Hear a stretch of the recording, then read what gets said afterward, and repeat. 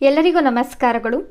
ಮೊದಲಿಗೆ ನೀವೆಲ್ಲರೂ ಕೂಡ ಅದ್ಭುತವಾಗಿ ಅಧ್ಯಯನವನ್ನು ಮಾಡ್ತಾ ಇದ್ದೀರಾ ಅಂತ ಹೇಳಿ ನಾನು ಭಾವಿಸ್ತೀನಿ. ಇವತ್ತಿನ ತರಗತಿಯಲ್ಲಿ ನಾವು ಕರ್ನಾಟಕ ಇತಿಹಾಸದಲ್ಲಿ ಬಾದಾಮಿ ಚಾಲುಕ್ಯರ ಬಗ್ಗೆ ಸಂಪೂರ್ಣವಾದ ಅಧ್ಯಯನವನ್ನು ಮಾಡ್ತಾ ಹೋಗೋಣ. ಇನ್ನೂ ಯಾರು ನಮ್ಮ ಚಾನಲ್ಗೆ ಸಬ್ಸ್ಕ್ರೈಬ್ ಆಗಿಲ್ಲ, ಸಬ್ಸ್ಕ್ರೈಬ್ ಮಾಡ್ಕೊಳ್ಳಿ. ಹಾಗೆ ತರಗತಿಗಳ ಕುರಿತಾದಂತಹ ನಿಮ್ಮ ಅಭಿಪ್ರಾಯವನ್ನು ಕಾಮೆಂಟ್ ಮೂಲಕ ತಿಳಿಸಿ. ಓಕೆ, ಇವತ್ತಿನ ತರಗತಿಯನ್ನು ಆರಂಭವನ್ನು ಮಾಡೋಣ. ಬಾದಾಮಿ ಚಾಲುಕ್ಯರು ಅಂತ ಹೇಳಿ ಬಂದಾಗ ನಾವು ಮೊದಲಿಗೆ ಆರಂಭಿಕ ಇತಿಹಾಸವನ್ನು ನೋಡಬೇಕಾಗತ್ತೆ. ಅಂದರೆ ಚಾಲುಕ್ಯರು ಯಾವ ಮೂಲದವರು ಮತ್ತು ಯಾವ ಪ್ರದೇಶದಿಂದ ವಲಸೆ ಬಂದವರು ಅಥವಾ ಯಾವ ವಂಶಕ್ಕೆ ಸೇರಿದವರು ಅನ್ನುವಂತಹ ಆರಂಭಿಕ ಇತಿಹಾಸವನ್ನು ನೋಡ್ತಾ ಹೋಗೋಣ. ಮೊದಲಿಗೆ ಪೌರಾಣಿಕ ಹಿನ್ನೆಲೆಯನ್ನು ನೋಡ್ತಾ ಹೋಗೋಣ. ಅದರಲ್ಲಿ ಬಿಲ್ಲಾಣನು ಬರೆದಿರುವಂತಹ ವಿಕ್ರಮಾಂಕ ದೇವ ಚರಿತೆ ಅನ್ನುವಂತಹ ಒಂದು ಕೃತಿಯಲ್ಲಿ ಬ್ರಹ್ಮನು ತನ್ನ ಸಂಧ್ಯಾ ವಂದನೆಯ ಸಮಯದಲ್ಲಿ ಇಂದ್ರನ ಕೋರಿಕೆಯಂತೆ ತನ್ನ ಚುಲಕದಿಂದ ಒಬ್ಬ ವೀರನನ್ನು ಸೃಷ್ಟಿ ಮಾಡ್ತಾನೆ. ಆತನೇ ಚಾಲುಕ್ಯ ವಂಶದ ಮೂಲ ಪುರುಷ ಅನ್ನುವಂತಹ ನಂಬಿಕೆಯನ್ನು ನಾವು ನೋಡ್ಬೋದಾಗಿರುತ್ತೆ. ನಂತರ ಒಂದಿಷ್ಟು ಕೃಷಿ ಉಪಕರಣಗಳ ಹೆಸರು ಬರುತ್ತೆ. ಉದಾಹರಣೆಗೆ ಚಲಾಕಿ ಆಗಿರ್ಬೋದು, ಸಲಾಕಿ ಆಗಿರ್ಬೋದು, ಹಾರಿ ಆಗಿರ್ಬೋದು, ಗುದ್ದಲಿ ಆಗಿರ್ಬೋದು. ಇಂತಹ ಉಪಕರಣಗಳ ಹೆಸರಿನಿಂದ ಚಾಲುಕ್ಯ ವಂಶಕ್ಕೆ ಚಾಲುಕ್ಯ ಅನ್ನುವಂತಹ ಹೆಸರು ಬಂದಿರಬಹುದು ಅಂತ ಹೇಳಿ ಡಾಕ್ಟರ್ ನಂದಿಮಠರವರು ಅಭಿಪ್ರಾಯವನ್ನು ಕೊಡ್ತಾರೆ. ಅದೇ ರೀತಿಯಲ್ಲಿ ಕನ್ನಡ ಮೂಲ ಸಿದ್ಧಾಂತ ಅಂತ ಹೇಳಿ ಬರುತ್ತೆ. ಅಂದರೆ ಚಾಲುಕ್ಯರು ಮೂಲತಃ ನಮ್ಮ ಕರ್ನಾಟಕದವರು, ಕನ್ನಡ ಮೂಲದವರು ಅಂತ ಹೇಳಿ ಬಹಳಷ್ಟು ವಿದ್ವಾಂಸರು ಅಭಿಪ್ರಾಯವನ್ನು ಪಟ್ಟಿದ್ದಾರೆ. ಅದರಲ್ಲಿ ಎಸ್ ಲಕ್ಷ್ಮೀನಾರಾಯಣ ರಾವ್ ಆಗಿರ್ಬೋದು, ಡಿ.ಸಿ. ಸರ್ಕಾರ್ ಆಗಿರ್ಬೋದು, ಕೆ.ವಿ. ರಮೇಶ್ ರವರು ಆಗಿರ್ಬೋದು. ಇವರು ಅರಸರು, ಅಂದರೆ ಚಾಲುಕ್ಯರ ಅರಸರು, ನಮ್ಮ ಕನ್ನಡ ಮೂಲದವರು ಅಂತ ಹೇಳಿ ತಿಳಿಸಿದ್ದಾರೆ. ಇದಕ್ಕೆ ಅವರು ಕೊಡುವಂತಹ ದಾಖಲೆಗಳೇನು ಅಂತ ಹೇಳಿದ್ರೆ, ಈ ಚಾಲುಕ್ಯರ ಅರಸರಲ್ಲಿ ಇರುವಂತಹ ಬಿರುದುಗಳನ್ನು ನಾವು ನೋಡಿದ್ರೆ ಅರಸ ಅಂತ ಹೇಳಿ ಬರುತ್ತೆ, ಪ್ರಿಯಗಲ್ಲ ಅಂತ ಹೇಳಿ ಬರುತ್ತೆ. ಹಾಗಾಗಿ ಇವುಗಳು ನಮ್ಮ ಕನ್ನಡದ ಪದಗಳು ಆಗಿರುತ್ತೆ. ಹಾಗಾಗಿ ಇವರು ಕನ್ನಡ ಮೂಲದವರು ಅಂತ ಹೇಳಿ ತಿಳಿಸಲಾಗುತ್ತೆ. ನಂತರ ಇತಿಹಾಸದ ಪುಟಗಳಲ್ಲಿ ಉಲ್ಲೇಖ ಮಾಡಿರುವ ಪ್ರಕಾರವಾಗಿ ಚಾಲುಕ್ಯರ ಸೈನ್ಯವನ್ನು ಕರ್ನಾಟಕ ಬಲ ಅಥವಾ ಕರ್ನಾಟ ಬಲ ಅಂತ ಹೇಳಿ ತಿಳಿಸಿದ್ದಾರೆ.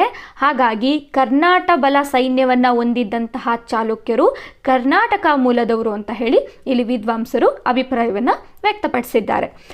ನಂತರದಲ್ಲಿ ಚಾಲುಕ್ಯರು ಅಯೋಧ್ಯೆ ಮೂಲದವರು, ಅಂದರೆ ಉತ್ತರ ಭಾರತದಿಂದ ಬಂದವರು ಅಂತ ಹೇಳಿ ಭಾಳಷ್ಟು ಉಲ್ಲೇಖಗಳು ನಮಗೆ ಸಿಗ್ತಾ ಹೋಗುತ್ತೆ. ಅದರಲ್ಲಿ ನೀಲಗುಂದ ಶಾಸನದ ಪ್ರಕಾರವಾಗಿ ಚಾಲುಕ್ಯರು ಮೂಲತಃ ಅಯೋಧ್ಯೆಯಿಂದ ಬಂದವರು. ಹಾಗೆ ಇವರು ಮಾನವ್ಯ ಗೋತ್ರದ ಆರತಿ ಪುತ್ರರು ಅಂತ ಹೇಳಿ ಶಾಸನಗಳಲ್ಲಿ ಉಲ್ಲೇಖವನ್ನು ಮಾಡಲಾಗಿದೆ. ಇನ್ನು ಚಾಲುಕ್ಯರು ವಿದೇಶದಿಂದ ಬಂದಿದ್ದಾರೆ ಅನ್ನುವಂತಹ ಸಿದ್ಧಾಂತಗಳನ್ನು ಕೂಡ ನೋಡ್ಬೋದು. ಅದರಲ್ಲಿ ವಿ.ಎಸ್. ಸ್ಮಿತ್ ರವರು ಆಗಿರ್ಬೋದು, ಬಿ.ಎಲ್. ರೈಸ್ ರವರು ಆಗಿರ್ಬೋದು. ಇವರ ಪ್ರಕಾರವಾಗಿ ಚಾಲುಕ್ಯರು ತುರ್ಕಿ ಅಥವಾ ಇರಾನ್ ದೇಶದಿಂದ ಬಂದವರು ಅನ್ನುವಂತಹ ಸಿದ್ಧಾಂತವನ್ನು ಕೂಡ ನಾವು ನೋಡ್ಬೋದಾಗಿರುತ್ತೆ. ಇದಿಷ್ಟು ಕೂಡ ಬಾದಾಮಿ ಚಾಲುಕ್ಯರು ಯಾವ ವಂಶಕ್ಕೆ ಸೇರಿದವರು, ಹಾಗೆ ಯಾವ ಮೂಲದಿಂದ ಬಂದಿದ್ದಾರೆ ಅನ್ನುವಂತಹ ಮಾಹಿತಿಗಳನ್ನು ಅರ್ಥವನ್ನು ಮಾಡ್ಕೊಂಡಿದ್ದೇವೆ. ಈಗ ನಾವು ಅಧ್ಯಯನವನ್ನು ಮಾಡ್ತಾ ಹೋಗೋಣ ಬಾದಾಮಿ ಚಾಲುಕ್ಯರ ಸಾಮ್ರಾಜ್ಯದ ಕುರಿತಾಗಿ. ಮೊದಲಿಗೆ ಬಾದಾಮಿ ಚಾಲುಕ್ಯರ ರಾಜಧಾನಿ ಅಂತ ಹೇಳಿ ಬಂದಾಗ ನಾವು ಬಾದಾಮಿ ಅಂತ ಹೇಳಿ ನೋಡ್ಬೋದು. ಹಾಗಾಗಿ ಇವರನ್ನು ಬಾದಾಮಿ ಚಾಲುಕ್ಯರು ಅಂತ ಹೇಳಿ ಕರೆಯಲಾಗುತ್ತೆ. ಬಾದಾಮಿಯನ್ನ ಇತಿಹಾಸದ ಪುಟಗಳಲ್ಲಿ ಈ ಹಿಂದೆ ನಾವು ವಾತಾಪಿ ಅಂತ ಹೇಳಿ ನೋಡ್ಬೋದು. ಬಾದಾಮಿ ಪ್ರೆಸೆಂಟು ಬಾಗಲಕೋಟೆ ಜಿಲ್ಲೆಯಲ್ಲಿ ಕಂಡುಬರುತ್ತೆ. ನಂತರ ಲಾಂಛನ ಅಂತ ಹೇಳಿ ಬಂದಾಗ ನಾವು ಬಲಮುಖ ವರಹನನ್ನು ನೋಡ್ಬೋದು. ವರಹ ಅಂತ ಹೇಳಿ ಬಂದಾಗ ಇವರು ವಿಷ್ಣುವಿನ ಅವತಾರ ಆಗಿರ್ತಾರೆ. ನಂತರ ಪ್ರಸಿದ್ಧ ದೊರೆ ಅಂತ ಹೇಳಿದ್ರೆ ಇಮ್ಮಡಿ ಪುಲಕೇಶಿ. ಇವ್ರ ಬಗ್ಗೆ ನಾವು ಸಂಪೂರ್ಣವಾಗಿ ಅಧ್ಯಯನವನ್ನು ಮಾಡಬೇಕಾಗತ್ತೆ. ನಂತರ ವಾಸ್ತುಶಿಲ್ಪ ಅಂತ ಹೇಳಿ ಬಂದಾಗ ಬಾದಾಮಿ ಚಾಲುಕ್ಯರು ವಾಸ್ತುಶಿಲ್ಪಕ್ಕೆ ಅತಿ ದೊಡ್ಡ ಮತ್ತು ವಿಶೇಷವಾದಂತಹ ಕೊಡುಗೆಯನ್ನು ಕೊಟ್ಟಿದ್ದಾರೆ ಅಂತ ಹೇಳಿ ನಾವು ನೋಡ್ಬೋದು. ಉತ್ತರ ಭಾರತದ ನಾಗರ ಶೈಲಿ ಮತ್ತು ದಕ್ಷಿಣ ಭಾರತದ ದ್ರಾವಿಡ ಶೈಲಿ, ಇವೆರಡನ್ನೂ ಒಳಗೊಂಡಂತೆ ವೇಸರ ಶೈಲಿಯನ್ನು ಇವರು ಅಭಿವೃದ್ಧಿಯನ್ನು ಮಾಡಿದ್ದಾರೆ. ಹಾಗಾಗಿ ವೇಸರ ಶೈಲಿನಲ್ಲಿ ನಿರ್ಮಾಣಗೊಂಡಿರುವಂತಹ ಇವರ ದೇವಸ್ಥಾನಗಳಲ್ಲಿ ಐಹೊಳೆ ಅನ್ನುವಂಥದ್ದು ಭಾರತೀಯ ದೇವಾಲಯಗಳ ತೊಟ್ಟಿಲು ಅಂತ ಹೇಳಿ ನಾವು ನೋಡ್ಬೋದಾಗಿರುತ್ತೆ. ಇದ್ರ ಬಗ್ಗೆ ನಾವು ಸಂಪೂರ್ಣವಾಗಿ ಅಧ್ಯಯನವನ್ನು ಮಾಡ್ತಾ ಹೋಗೋಣ. ಮೊದಲಿಗೆ ಬಾದಾಮಿ ಚಾಲುಕ್ಯರ ಆರಂಭಿಕ ಇತಿಹಾಸವನ್ನು ನಾವು ಗಮನಿಸಿದ್ರೆ ಇವರು ಕದಂಬರ ಸಾಮಂತರಾಗಿ ಆಳ್ವಿಕೆಯನ್ನು ನಿರ್ವಹಣೆಯನ್ನು ಮಾಡ್ತಾ ಇರ್ತಾರೆ. ನಂತರ ಅವರು ಸ್ವತಂತ್ರ ಸಾಮ್ರಾಜ್ಯವನ್ನು ನಿರ್ಮಾಣವನ್ನು ಮಾಡ್ತಾರೆ ಅಂತ ಹೇಳಿ ನಾವು ನೋಡ್ಬೋದಾಗಿರುತ್ತೆ. ಸೊ ಬಾದಾಮಿ ಚಾಲುಕ್ಯರ ಮೂಲ ಪುರುಷ ಅಥವಾ ಸ್ಥಾಪಕ ಅಂತ ಹೇಳಿ ಬಂದಾಗ ನಾವು ಜಯಸಿಂಹನನ್ನು ನೋಡ್ಬೋದಾಗಿರುತ್ತೆ. ಇವರು ಕ್ರಿಸ್ತಶಕ 500ರಿಂದ 520ರವರೆಗೆ ಆಳ್ವಿಕೆಯನ್ನು ನಡೆಸ್ತಾ ಇರ್ತಾರೆ. ಸೊ ಅದು ಕದಂಬರ ಸಾಮಂತರಾಗಿ. ನಂತರ ಮಂಗಳೇಶ ಅಂತ ಹೇಳಿ ಒಬ್ಬರು ಅರಸರು ಬರ್ತಾರೆ. ಇವರ ಮಹಾಕೂಟ ಸ್ತಂಭ ಶಾಸನದಲ್ಲಿ ಜಯಸಿಂಹನನ್ನ ವಲ್ಲಭೇಂದ್ರ ಅಂತ ಹೇಳಿ ಕರೆದಿದ್ದಾರೆ ಅಂತ ಹೇಳಿ ನಾವು ನೋಡ್ಬೋದು. ಸೊ ಇದಾದ ನಂತರ ಜಯಸಿಂಹ ಇವರಿಗೆ ಇರುವಂತಹ ಇನ್ನಿತರ ಬಿರುದುಗಳನ್ನು ನಾವು ನೋಡ್ತಾ ಹೋದರೆ ವಲ್ಲಭೇಂದ್ರ ಅಂತ ಹೇಳಿ ಬಿರುದುಗಳನ್ನು ನೋಡ್ಬೋದು. ಬಾದಾಮಿ ಚಾಲುಕ್ಯರ ಆರಂಭಿಕ ರಾಜಧಾನಿ ಬಂದು ಐಹೊಳೆ ಆಗಿರುತ್ತೆ. ಸೊ ಇದನ್ನು ನಾವು ಆರ್ಯಪುರ ಅಂತಲೂ ಕೂಡ ಕರಿಬಹುದು. ಇದು ಕೂಡ ಬಾಗಲಕೋಟೆ ಜಿಲ್ಲೆಯ ಮಲಪ್ರಭಾ ನದಿಯ ದಡದಲ್ಲಿದೆ ಅಂತ ಹೇಳಿ ನೋಡ್ಬೋದಾಗಿರುತ್ತೆ. ನಂತರ ಬಾದಾಮಿ ಚಾಲುಕ್ಯರ 2ನೇ ರಾಜಧಾನಿ ಮತ್ತು ಬಹಳಷ್ಟು ಪ್ರಸಿದ್ಧವಾದಂತಹ ರಾಜಧಾನಿ ಅಂತ ಬಂದಾಗ ನಾವು ಬಾದಾಮಿ ಅಂತ ಹೇಳಿ ತೆಗೆದುಕೊಳ್ಬೋದು. ಸೊ ಇದನ್ನು ವಾತಾಪಿ ಅಂತ ಹೇಳಿ ಕರೆಯಲಾಗ್ತಾ ಇರುತ್ತೆ. ನಂತರ ಜಯಸಿಂಹನ ಮಗ ಅಧಿಕಾರವನ್ನು ಸ್ವೀಕಾರವನ್ನು ಮಾಡ್ತಾರೆ, ರಣರಾಗ ಅಂತ ಹೇಳಿ. ಇವರು ಕ್ರಿಸ್ತಶಕ 520ರಿಂದ 540ರವರೆಗೆ ಆಳ್ವಿಕೆಯನ್ನು ಮಾಡ್ತಾ ಹೋಗ್ತಾರೆ. ಸೊ ಇವರ ಬಗ್ಗೆ ಐತಿಹಾಸಿಕವಾಗಿ ಬಹಳಷ್ಟು ದಾಖಲೆಗಳಾಗಿರ್ಬೋದು, ಸಾಕ್ಷ್ಯಗಳಾಗಿರ್ಬೋದು, ಮಾಹಿತಿಗಳು ನಮಗೆ ದೊರಕಿಲ್ಲ. ಆದರೆ ಇವರು ಚಾಲುಕ್ಯ ವಂಶದ ಬೆಳವಣಿಗೆಗೆ ಅಡಿಪಾಯವನ್ನು ಹಾಕಿದ್ದಾರೆ ಅನ್ನುವಂಥ ಮಾಹಿತಿಯನ್ನು ನಾವು ಗಮನಿಸ್ಬೋದಾಗಿರುತ್ತೆ. ಸೊ ಇದಾದ ನಂತರ 1ನೇ ಪುಲಕೇಶಿರವರು ಅಧಿಕಾರವನ್ನು ಸ್ವೀಕಾರವನ್ನು ಮಾಡ್ತಾರೆ. ಕ್ರಿಸ್ತಶಕ 540ರಿಂದ 566ರವರೆಗೆ ಇವರು ಆಳ್ವಿಕೆಯನ್ನು ಮಾಡ್ತಾರೆ. ಈ ಬಾದಾಮಿ ಚಾಲುಕ್ಯರ ಸಾಮ್ರಾಜ್ಯದ ನಿಜವಾದ ಶಿಲ್ಪಿ ಅಂತ ಹೇಳಿದ್ರೆ ನಾವು 1ನೇ ಪುಲಕೇಶಿ ಅಂತ ಹೇಳಿ ನಾವು ನೋಡ್ಬೋದು. ಯಾಕೆ ಅಂತ ಹೇಳಿದ್ರೆ ಚಾಲುಕ್ಯರು ಕದಂಬರ ಅಧೀನತೆಯಿಂದ ಮುಕ್ತಗೊಳಿಸಿ ವಾತಾಪಿ ಅಂದರೆ ಬಾದಾಮಿ ಕೋಟೆಯನ್ನು ನಿರ್ಮಾಣವನ್ನು ಮಾಡಿ ಅದನ್ನು ರಾಜಧಾನಿಯಾಗಿ ಮಾಡಿಕೊಂಡು ಮೊದಲ ಸ್ವತಂತ್ರವಾಗಿ ಅಧಿಕಾರವನ್ನು ಸ್ವೀಕಾರ ಮಾಡಿದಂತಹ ಸ್ವತಂತ್ರ ದೊರೆ ಅಂತ ಹೇಳಿದ್ರೆ ಅದು 1ನೇ ಪುಲಕೇಶಿ ಆಗಿರ್ತಾರೆ. ಹಾಗಾಗಿ ಬಹಳಷ್ಟು ಇಂಪಾರ್ಟೆಂಟ್ ಆಗ್ತಾರೆ. ನಂತರ ಇವರಿಗೆ ಇರುವಂತಹ ಬಿರುದುಗಳನ್ನು ನಾವು ನೋಡ್ತಾ ಹೋದರೆ ಸತ್ಯಾಶ್ರಯ ಅಂತ ಹೇಳಿ ನೋಡ್ಬೋದು, ಶ್ರೀ ಪೃಥ್ವಿವಲ್ಲಭ ಅಂತ ಹೇಳಿ ನೋಡ್ಬೋದು, ರಣವಲ್ಲಭ ಅಂತ ಹೇಳಿ ನೋಡ್ಬೋದು, ಹಾಗೆ ಧರ್ಮ ಮಹಾರಾಜ ಅಂತ ಹೇಳಿ ಕೂಡ ಇವರನ್ನು ಕರೆಯಲಾಗುತ್ತೆ. ಸೊ ನಂತರದಲ್ಲಿ ಶಾಸನಗಳಲ್ಲಿ 1ನೇ ಪುಲಕೇಶಿ ಇವರ ಒಂದು ಉಲ್ಲೇಖಗಳನ್ನು ನಾವು ನೋಡ್ತಾ ಹೋದರೆ ಬಾದಾಮಿ ಬಂಡೆ ಶಾಸನದಲ್ಲಿ ಇದು ಅತ್ಯಂತ ಪ್ರಮುಖವಾದಂತಹ ಶಾಸನವಾಗಿರುತ್ತೆ. ಇದರಲ್ಲಿ 1ನೇ ಪುಲಕೇಶಿ ಇವರನ್ನು ಚಾಲುಕ್ಯ ವಲ್ಲಭೇಶ್ವರ ಅಂತ ಹೇಳಿ ಕರೆಯಲಾಗಿದೆ. ಮಹಾಕೂಟ ಸ್ತಂಭ ಶಾಸನದಲ್ಲಿ ಇವರನ್ನು ಪ್ರಿಯತನುಜ ಅಂತ ಹೇಳಿ ಕರೆಯಲಾಗಿದೆ. ಅಮ್ಮಿನ್ನಭಾವಿ ಶಾಸನ ಅಂತ ಹೇಳಿ ಬರುತ್ತೆ. ಕಲಿದೇವ ದೇವಸ್ಥಾನಕ್ಕೆ ನೀಡಿದಂತಹ ದಾನದ ಬಗ್ಗೆ ಇಲ್ಲಿ ಉಲ್ಲೇಖವನ್ನು ಮಾಡಲಾಗಿದೆ. ನಂತರ ದಾನ ಶಾಸನಗಳಲ್ಲಿ 1ನೇ ಪುಲಕೇಶಿಯನ್ನು ಪುಲಕೇಶಿನ್ ಅಂತ ಹೇಳಿ ಕರೆಯಲಾಗಿದೆ. ನಂತರ ಐಹೊಳೆ ಶಾಸನದಲ್ಲಿ ಇವರನ್ನು ಶ್ರೀ ವಲ್ಲಭಾರಣ ವಿಕ್ರಮ ಅಂತ ಹೇಳಿ ಕರೆಯಲಾಗಿದೆ. ಸೊ ಇದಿಷ್ಟು ಕೂಡ 1ನೇ ಪುಲಕೇಶಿ ಇವರಿಗಿರುವಂತಹ ಪ್ರಮುಖ ಬಿರುದುಗಳು ಆಗಿರುತ್ತೆ.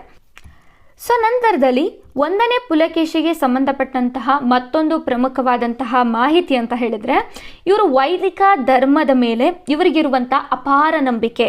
ಅಂದರೆ ಇವರು ಕನಿಷ್ಠ 7 ಪ್ರಮುಖವಾದಂತಹ ಯಾಗಗಳನ್ನು ನಡೆಸ್ತಾರೆ. ಇದು ಬಹಳಷ್ಟು ಇಂಪಾರ್ಟೆಂಟ್ ಆಗುತ್ತೆ. ಇತಿಹಾಸದ ಪುಟಗಳಲ್ಲಿ ಇವುಗಳ ಉಲ್ಲೇಖ ಬಹಳಷ್ಟು ಪ್ರಮುಖವಾಗಿರುತ್ತೆ. ಸೊ ಇವರು ಅಶ್ವಮೇಧ ಯಾಗ, ಅಗ್ನಿಷ್ಟೋಮ ಯಾಗ, ವಾಜಪೇಯ ಯಾಗ, ಬಹು ಸುವರ್ಣ ಯಾಗ, ಹಿರಣ್ಯಗರ್ಭ ಯಾಗ, ಅಗ್ನಿಚಯನ ಯಾಗ, ಪೌಂಡರಿಕ ಯಾಗ, ಹಾಗೆ ಇಷ್ಟೊಂದು ಯಾಗಗಳನ್ನು ಮಾಡಿಸಿರೋದ್ರಿಂದ ಇವರನ್ನು ಧರ್ಮ ಮಹಾರಾಜ ಅಂತ ಹೇಳಿ ಬಿರುದನ್ನು ಕೊಟ್ಟಿದ್ದಾರೆ ಅಂತ ಹೇಳಿ ನಾವು ನೋಡ್ಬೋದಾಗಿರುತ್ತೆ. ಸೊ ನಂತರ ಇವರ ಒಂದು ಕುಟುಂಬದ ವಿವರಗಳನ್ನು ನಾವು ನೋಡ್ತಾ ಹೋದರೆ ಇವರ ಪತ್ನಿಯರು ಅಂತ ಬಂದಾಗ ದುರ್ಬಲಾದೇವಿ ಇರ್ತಾರೆ, ನಂತರ ಇಂದುಕಾಂತಿ ಇರ್ತಾರೆ. ಇವರ ಮಕ್ಕಳು ಅಂತ ಬಂದಾಗ 1ನೇ ಕೀರ್ತಿವರ್ಮ ಮತ್ತು ಮಂಗಳೇಶ ಇರ್ತಾರೆ. ಸೊ ಇವರಿಬ್ಬರು ಕೂಡ ಮುಂದೆ ಚಾಲುಕ್ಯ ಸಾಮ್ರಾಜ್ಯವನ್ನು ಉತ್ತುಂಗಕ್ಕೆ ತೆಗೆದುಕೊಂಡು ಹೋಗ್ತಾರೆ ಅಂತ ಹೇಳಿ ನಾವು ನೋಡ್ಬೋದು. 1ನೇ ಕೀರ್ತಿವರ್ಮ ಕೂಡ ಇಂಪಾರ್ಟೆಂಟ್ ಆಗ್ತಾರೆ, ಮಂಗಳೇಶ ಕೂಡ ಇಂಪಾರ್ಟೆಂಟ್ ಆಗ್ತಾರೆ. ಸೊ ಇವ್ರ ಬಗ್ಗೆ ನಾವು ಅಧ್ಯಯನವನ್ನು ಮಾಡ್ತಾ ಹೋಗೋಣ. 1ನೇ ಪುಲಕೇಶಿಯ ನಂತರದಲ್ಲಿ ಒಂದನೇ ಕೀರ್ತಿವರ್ಮ ಅಧಿಕಾರವನ್ನು ಸ್ವೀಕಾರವನ್ನು ಮಾಡ್ತಾರೆ. ಇವರು ಒಂದನೇ ಪುಲಕೇಶಿಯ ಹಿರಿಯ ಮಗನಾಗಿರ್ತಾರೆ. ಬಾದಾಮಿ ಚಾಲುಕ್ಯರ ಸಾಮ್ರಾಜ್ಯ ಏನಿರುತ್ತೆ ಅದನ್ನು ಮಹಾ ಸಾಮ್ರಾಜ್ಯವನ್ನು ಮಾಡಿದಂತಹ ಕೀರ್ತಿ ಇವರಿಗೆ ಸಲ್ಲುತ್ತೆ ಅಂತ ಹೇಳಿ ನಾವು ನೋಡ್ಬೋದು. ಇವರು ಕ್ರಿಸ್ತಶಕ 566ರಿಂದ 596ರವರೆಗೆ ಅಧಿಕಾರವನ್ನು ಸ್ವೀಕಾರವನ್ನು ಮಾಡಿರ್ತಾರೆ. ಇವರ ಸೈನಿಕ ಸಾಧನೆಗಳನ್ನು ನಾವು ನೋಡ್ತಾ ಹೋದರೆ ಐಹೊಳೆ ಶಾಸನದ ಪ್ರಕಾರವಾಗಿ ಒಂದನೇ ಕೀರ್ತಿವರ್ಮ ನಳರು, ಮೌರ್ಯರು ಮತ್ತು ಕದಂಬರ ಪಾಲಿಗೆ ಕಾಳರಾತ್ರಿ ಅನ್ನುವಂಥ ಮಾಹಿತಿಯನ್ನು ನಾವು ನೋಡ್ಬೋದಾಗಿರುತ್ತೆ. ಅಂದರೆ ಇವರು ಬನವಾಸಿಯ ಕದಂಬರು ಏನಿರ್ತಾರೆ ಇವರನ್ನು ಕೂಡ ಸೋಲಿಸಿ ಅವರ ಪ್ರದೇಶಗಳನ್ನು ವಶಪಡಿಸ್ಕೊಳ್ತಾರೆ. ಸೊ ನಂತರದಲ್ಲಿ ಕೊಂಕಣದ ಮೌರ್ಯರು ಅಂತ ಹೇಳಿ ಬರ್ತಾರೆ. ಇವರನ್ನು ಕೂಡ ಸೋಲಿಸಿ ಪಶ್ಚಿಮ ಕರಾವಳಿಯ ಮೇಲೆ ಒಂದನೇ ಕೀರ್ತಿವರ್ಮ ಹಿಡಿತವನ್ನು ಸಾಧಿಸ್ತಾರೆ ಅಂತ ಹೇಳಿ ನಾವು ನೋಡ್ಬೋದು.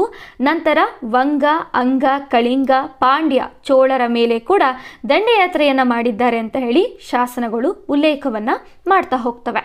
ನಂತರ ಒಂದನೇ ಕೀರ್ತಿವರ್ಮ ಇವರಿಗೆ ಇರುವಂತಹ ಪ್ರಮುಖ ಬಿರುದುಗಳನ್ನು ನಾವು ನೋಡ್ತಾ ಹೋದರೆ ಗೊಡಚಿ ತಾಮ್ರಪಟ ಶಾಸನದಲ್ಲಿ ಇವರನ್ನು ಕತ್ತಿಯ ಅರಸ ಅಥವಾ ಕತ್ತಿ ಅರಸ ಅಂತ ಹೇಳಿ ಕರೆಯಲಾಗಿದೆ. ನಂತರ ವಾತಾಪಿಯ ಪ್ರಥಮ ವಿಧಾತ ಅಂತ ಹೇಳಿ ಕರೆಯಲಾಗುತ್ತೆ. ಯಾಕೆ ಅಂದರೆ ಬಾದಾಮಿಯನ್ನು ಒಂದು ಸುಂದರ ನಗರವಾಗಿ ಅಥವಾ ಒಂದು ಪ್ರದೇಶವಾಗಿ ನಿರ್ಮಾಣವನ್ನು ಮಾಡಲಿಕ್ಕೆ ಒಂದನೇ ಕೀರ್ತಿವರ್ಮರವರ ಕೊಡುಗೆ ಜಾಸ್ತಿ ಇರುತ್ತೆ. ನಂತರ ಇವರನ್ನು ಪುರೂರಣ ಪರಾಕ್ರಮ ಅಂತ ಹೇಳಿ ಕರೆಯಲಾಗುತ್ತೆ, ಸತ್ಯಾಶ್ರಯ ಅಂತ ಹೇಳಿ ಕರೆಯಲಾಗುತ್ತೆ, ನಂತರ ಶ್ರೀ ಪೃಥ್ವಿವಲ್ಲಭ ಅಂತ ಹೇಳಿ ಕರೆಯಲಾಗುತ್ತೆ. ಸೊ ಇದಾದ ನಂತರ ಒಂದನೇ ಕೀರ್ತಿವರ್ಮ ಕಲೆ ಮತ್ತು ವಾಸ್ತುಶಿಲ್ಪಕ್ಕೆ ಅದ್ಭುತವಾದಂತಹ ಕೊಡುಗೆಗಳನ್ನು ಕೊಟ್ಟಿದ್ದಾರೆ ಅಂತ ಹೇಳಿ ನಾವು ನೋಡ್ಬೋದು. ಅದರಲ್ಲಿ ಬಾದಾಮಿಯ ಸುಪ್ರಸಿದ್ಧವಾದಂತಹ ಗುಹಾಲಯದ ನಿರ್ಮಾಣ ಒಂದನೇ ಕೀರ್ತಿವರ್ಮನ ಆಳ್ವಿಕೆಯ ಸಮಯದಲ್ಲಿ ಆರಂಭವಾಗುತ್ತೆ ಅಂತ ಹೇಳಿ ನಾವು ನೋಡ್ಬೋದು.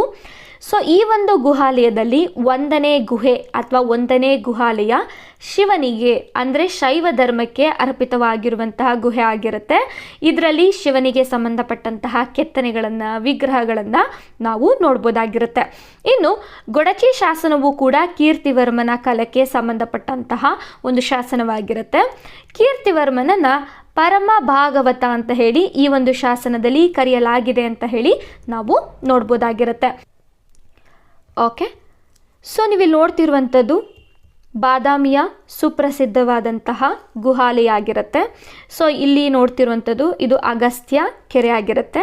ಸೊ ಇಲ್ಲಿ ದೊಡ್ಡ ಗುಹಾಲಯ ಅಂತ ಬಂದಾಗ ಮೊದಲಿಗೆ ನಾವು ಇಲ್ಲಿ ಎಂಟ್ರೆನ್ಸ್ ಅಂದರೆ ಸ್ಟಾರ್ಟಿಂಗ್ ನಾವು ಎಂಟ್ರೆನ್ಸ್ಗೆ ಹೋಗಿದ ಕೂಡಲೇ ನಮಗೆ ಗುಹೆ ನಂಬರ್ 1 ಸಿಗುತ್ತೆ.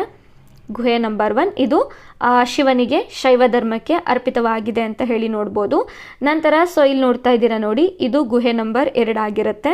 ನಂತರ ಇಲ್ಲಿ ಗುಹೆ ನಂಬರ್ 3 ಬರುತ್ತೆ. ನಂತರ ಗುಹೆ ನಂಬರ್ 4 ಬರುತ್ತೆ. ಈ ರೀತಿ ಪ್ರತಿಯೊಂದು ಗುಹೆಗಳು ಒಂದೊಂದು ಧರ್ಮಕ್ಕೆ ಅರ್ಪಿತವಾಗಿದೆ ಅಂತ ಹೇಳಿ ನೋಡ್ಬೋದು. ಅದರಲ್ಲಿ ಮೊದಲನೇ ಗುಹೆ ಅನ್ನುವಂಥದ್ದು ಶಿವನಿಗೆ ಮತ್ತು ಶೈವ ಧರ್ಮಕ್ಕೆ ಅರ್ಪಿತವಾಗಿರುವಂತಹ ಒಂದು ಗುಹೆ ಆಗಿರುತ್ತೆ. ಈ ಗುಹೆ ಒಳಗಡೆ ನಾವು ನಟರಾಜನ ವಿಗ್ರಹವನ್ನು ಅಂದರೆ ಶಿವನ ಒಂದು ವಿಗ್ರಹವನ್ನು ನಾವು ನೋಡ್ಬೋದಾಗಿರುತ್ತೆ. ಓಕೆ, ಸೊ ಇದಾದ ನಂತರ ಒಂದನೇ ಕೀರ್ತಿವರ್ಮನ ಒಂದು ಕುಟುಂಬದ ಹಿನ್ನೆಲೆಯನ್ನು ನಾವು ನೋಡ್ತಾ ಹೋದರೆ ಒಂದನೇ ಕೀರ್ತಿವರ್ಮನ ಹೆಂಡತಿ ಶ್ರೀವಲ್ಲಭ ಸೇನಾನಂದರ ಸಹೋದರಿ ಆಗಿರ್ತಾರೆ. ಸೊ ಇವರಿಗೆ 4 ಜನ ಮಕ್ಕಳಿರ್ತಾರೆ. ಅದರಲ್ಲಿ ಇಮ್ಮಡಿ ಪುಲಕೇಶಿ ಹಿರಿಯ ಮಗನಾಗಿರ್ತಾನೆ. ನಂತರ ಕುಬ್ಜ ವಿಷ್ಣುವರ್ಧನ, ನಂತರ ದಾರಾಶ್ರಯ ಜಯಸಿಂಹ, ನಂತರ ಬುದ್ಧವರಸ ಅಂತ ಹೇಳಿ 4 ಜನ ಮಕ್ಕಳನ್ನು ನೋಡ್ಬೋದು. ಅದರಲ್ಲಿ ಭಾಳಷ್ಟು ಪ್ರಸಿದ್ಧವಾದಂಥ ದೊರೆ ಅಂತ ಹೇಳಿದ್ರೆ ಇಮ್ಮಡಿ ಪುಲಕೇಶಿ ಆಗಿರ್ತಾರೆ. ನಂತರ ಕುಬ್ಜ ವಿಷ್ಣುವರ್ಧನ ಅಂತ ಹೇಳಿದರೆ ಇವರು ವೆಂಗಿ ಚಾಲುಕ್ಯ ಅಂತ ಹೇಳಿ ಒಂದು ಸಾಮ್ರಾಜ್ಯವನ್ನು ಸ್ಥಾಪನೆಯನ್ನು ಮಾಡ್ತಾರೆ ಅಂತ ಹೇಳಿ ನಾವು ನೋಡ್ಬೋದಾಗಿರುತ್ತೆ. ಸೊ ನಂತರದಲ್ಲಿ ಒಂದನೇ ಕೀರ್ತಿವರ್ಮನ ಅಂತಿಮ ದಿನಗಳಲ್ಲಿ ಆತ ತನ್ನ ಮಕ್ಕಳಿಗೆ ಪಟ್ಟಾಭಿಷೇಕವನ್ನು ಮಾಡಬೇಕು, ಸಾಮ್ರಾಜ್ಯವನ್ನು ಆಳ್ವಿಕೆಯನ್ನು ಮಾಡಲಿಕ್ಕೆ ಅವಕಾಶವನ್ನು ಮಾಡಿಕೊಡ್ಬೇಕು ಅನ್ನುವಂಥ ಸಂದರ್ಭದಲ್ಲಿ ಅವರ ಮಕ್ಕಳೆಲ್ಲರೂ ಕೂಡ ಅಪ್ರಾಪ್ತರಾಗಿರ್ತಾರೆ. ಹಾಗಾಗಿ ಕೀರ್ತಿವರ್ಮ ನಿಧನಗೊಂಡ ನಂತರ ಆತನ ಎಲ್ಲ ಸಾಮ್ರಾಜ್ಯದ ಆಳ್ವಿಕೆಯನ್ನು ಆತನ ತಮ್ಮನಾದಂತಹ ಮಂಗಳೇಶ ಅಧಿಕಾರವನ್ನು ಸ್ವೀಕಾರವನ್ನು ಮಾಡಬೇಕು ಅಂತ ಹೇಳಿ ತಿಳಿಸ್ತಾರೆ. ನಂತರ ಒಂದು ಮಾತನ್ನು ಕೂಡ ಹೇಳ್ತಾರೆ, ಯಾವಾಗ ಕೀರ್ತಿವರ್ಮನ ಮಕ್ಕಳು ವಯಸ್ಕರಾಗ್ತಾರೆ ಆಗ ಅವರಿಗೆ ಈ ಮಂಗಳೇಶ ಅಧಿಕಾರವನ್ನು ಬಿಟ್ಕೊಡ್ಬೇಕು ಅನ್ನುವಂಥ ಮಾತನ್ನು ಕೂಡ ತಿಳಿಸ್ತಾರೆ. ಹಾಗಾಗಿ ಕೀರ್ತಿವರ್ಮನ ನಂತರ ಸಾಮ್ರಾಜ್ಯವನ್ನು ಮಂಗಳೇಶ ಆಳ್ವಿಕೆಯನ್ನು ಮಾಡ್ತಾರೆ ಅಂತ ಹೇಳಿ ನಾವು ನೋಡ್ಬೋದಾಗಿರುತ್ತೆ. ಹಾಗಾಗಿ ಮಂಗಳೇಶನ ಕುರಿತು ನಾವು ಅಧ್ಯಯನವನ್ನು ಮಾಡ್ತಾ ಹೋಗೋಣ. ಸೊ ಮಂಗಳೇಶ ಅಂತ ಬಂದಾಗ ಈತ 1ನೇ ಕೀರ್ತಿವರ್ಮನ ತಮ್ಮನಾಗಿರ್ತಾನೆ, ಸಮರ್ಥ ಸೇನಾಧಿಪತಿ ಅಂತ ಹೇಳ್ಬೋದು, ಹಾಗೆ ಕಲಾ ಪೋಷಕನಾಗಿರ್ತಾನೆ ಅಂತ ಹೇಳಿ ನೋಡ್ಬೋದು. ಈತ ಕ್ರಿಸ್ತಶಕ 596ರಿಂದ 609 ಅಥವಾ 10ರವರೆಗೆ ಆಳ್ವಿಕೆಯನ್ನು ಮಾಡಿರಬಹುದು ಅಂತ ಹೇಳಿ ಇತಿಹಾಸ ನಮಗೆ ತಿಳಿಸ್ತಾ ಹೋಗುತ್ತೆ. ಇವರ ಸೈನಿಕ ಸಾಧನೆಗಳನ್ನು ನಾವು ನೋಡ್ತಾ ಹೋದರೆ, ಮೊದಲಿಗೆ ಉತ್ತರದ ಕಾಳಚೂರಿನ ದೊರೆ ಬುದ್ಧರಾಜನನ್ನು ಸೋಲಿಸಿ ಗುಜರಾತ್ ಮತ್ತು ಖಂದೇಶ್ ಅನ್ನುವಂತಹ ಪ್ರದೇಶಗಳನ್ನು ಮಂಗಳೇಶ ವಶಪಡಿಸ್ಕೊಳ್ತಾನೆ. ನಂತರ ಮಹಾರಾಷ್ಟ್ರ ಕರಾವಳಿಯಲ್ಲಿ ಕಂಡುಬರುವಂತಹ ರೇವತಿ ದ್ವೀಪವನ್ನು ಮಂಗಳೇಶ ವಶಪಡಿಸ್ಕೊಳ್ತಾನೆ ಅಂತ ಹೇಳಿ ನೋಡ್ಬೋದು. ಸೊ ರೇವತಿ ದ್ವೀಪದ ದೊರೆಯಾಗಿರುವಂತಹ ಸ್ವಾಮಿರಾಜನನ್ನು ಸೋಲಿಸಿ ಈ ಒಂದು ದ್ವೀಪದಲ್ಲಿ ಚಾಲುಕ್ಯರ ನೌಕಾಬಲವನ್ನು ಅಭಿವೃದ್ಧಿಯನ್ನು ಪಡಿಸ್ತಾನೆ ಅನ್ನುವಂಥ ಮಾಹಿತಿಯನ್ನು ಕೂಡ ನಾವು ನೋಡ್ಬೋದಾಗಿರುತ್ತೆ. ಸೊ ನಂತರ ಮಹಾಕೂಟ ಸ್ತಂಭ ಶಾಸನ ಅಂತ ಹೇಳಿ ಬರುತ್ತೆ. ಮಂಗಳೇಶ ತನ್ನ ವಿಜಯದ ನೆನಪಿಗಾಗಿ ಬಾದಾಮಿಯ ಪೂರ್ವಕ್ಕೆ ಮಹಾಕೂಟೇಶ್ವರ ಅಂತ ಹೇಳಿ ದೇವಸ್ಥಾನವನ್ನು ನಿರ್ಮಾಣವನ್ನು ಮಾಡ್ತಾನೆ. ಈ ದೇವಸ್ಥಾನದ ಹತ್ತಿರ ಜಯಸ್ತಂಭವನ್ನು ಸ್ಥಾಪನೆಯನ್ನು ಮಾಡ್ತಾನೆ.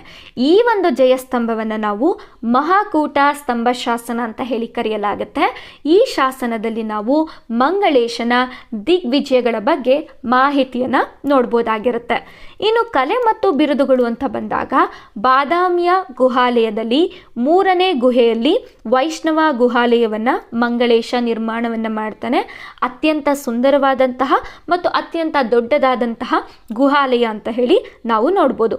ಸೊ ಇದ್ರ ಬಗ್ಗೆ ನಾವು ಸಂಪೂರ್ಣವಾದ ಮಾಹಿತಿಯನ್ನು ಕಲೆ ಮತ್ತು ವಾಸ್ತುಶಿಲ್ಪದ ವಿಭಾಗದಲ್ಲಿ ಅಧ್ಯಯನವನ್ನು ಮಾಡ್ತಾ ಹೋಗೋಣ. ನಂತರ ಮಂಗಳೇಶನಿಗೆ ಇರುವಂತಹ ಬಿರುದುಗಳು ಅಂತ ಬಂದಾಗ, ರಣವಿಕ್ರಾಂತ, ಊರು ರಣವಿಕ್ರಾಂತ, ಶ್ರೀ ಪೃಥ್ವಿ ವಲ್ಲಭೇಂದ್ರ ಅಂತ ಹೇಳಿ ಈತನನ್ನು ಕರೆಯಲಾಗುತ್ತೆ. ಇನ್ನು ಮಹಾಕೂಟ ಸ್ತಂಭ ಶಾಸನ ಏನಿದೆ, ಈ ಶಾಸನವು ಚಾಲುಕ್ಯರ ವಂಶಾವಳಿಯನ್ನು ತಿಳಿಯಲು ಇರುವಂತಹ ಅತ್ಯಂತ ಅಧಿಕೃತವಾದಂತಹ ಆಧಾರ ಅಂತ ಹೇಳಿ ನಾವು ನೋಡ್ಬೋದಾಗಿರುತ್ತೆ. ಸೊ ಇದಿಷ್ಟು ಕೂಡ ಮಂಗಳೇಶನಿಗೆ ಸಂಬಂಧಪಟ್ಟಂತಹ ಮಾಹಿತಿಗಳು ಆಗಿರುತ್ತೆ.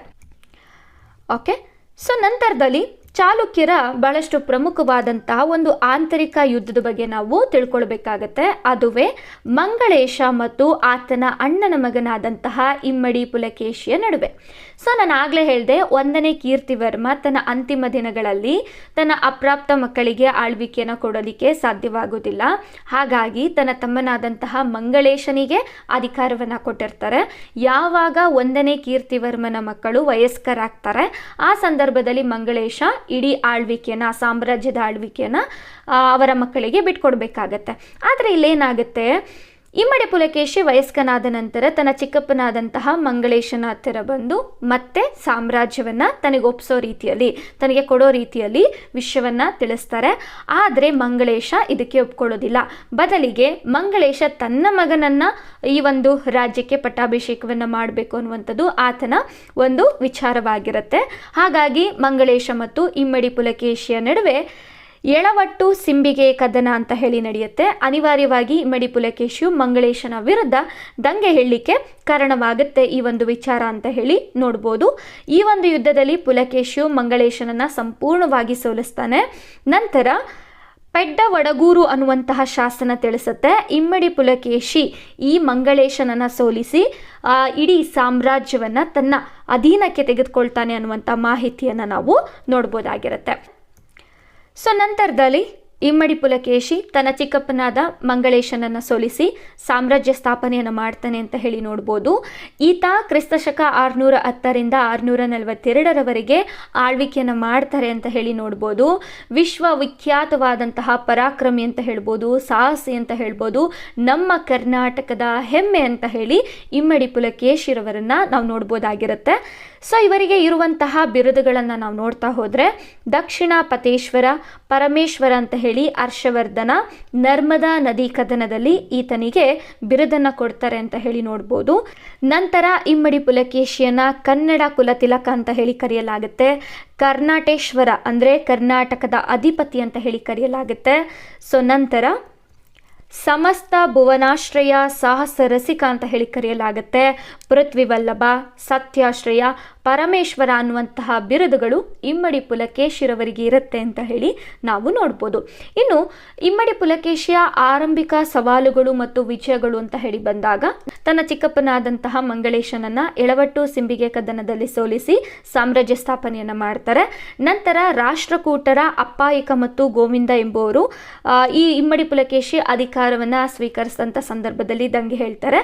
ಆ ಸಂದರ್ಭದಲ್ಲಿ ಇವರನ್ನ ಭೀಮಾ ನದಿಯ ತೀರದಲ್ಲಿ ಸೋಲಿಸಿ ಇವರನ್ನ ತನ್ನ ಸ್ನೇಹಕ್ಕೆ ತೆಗೆದುಕೊಳ್ತಾರೆ ಅನ್ನುವಂಥ ಮಾಹಿತಿಯನ್ನು ನಾವು ರವಿಕೀರ್ತಿ ರಚನೆ ಮಾಡಿರುವಂತಹ ಐಹೊಳೆ ಶಾಸನದಲ್ಲಿ ನೋಡ್ಬೋದಾಗಿರುತ್ತೆ.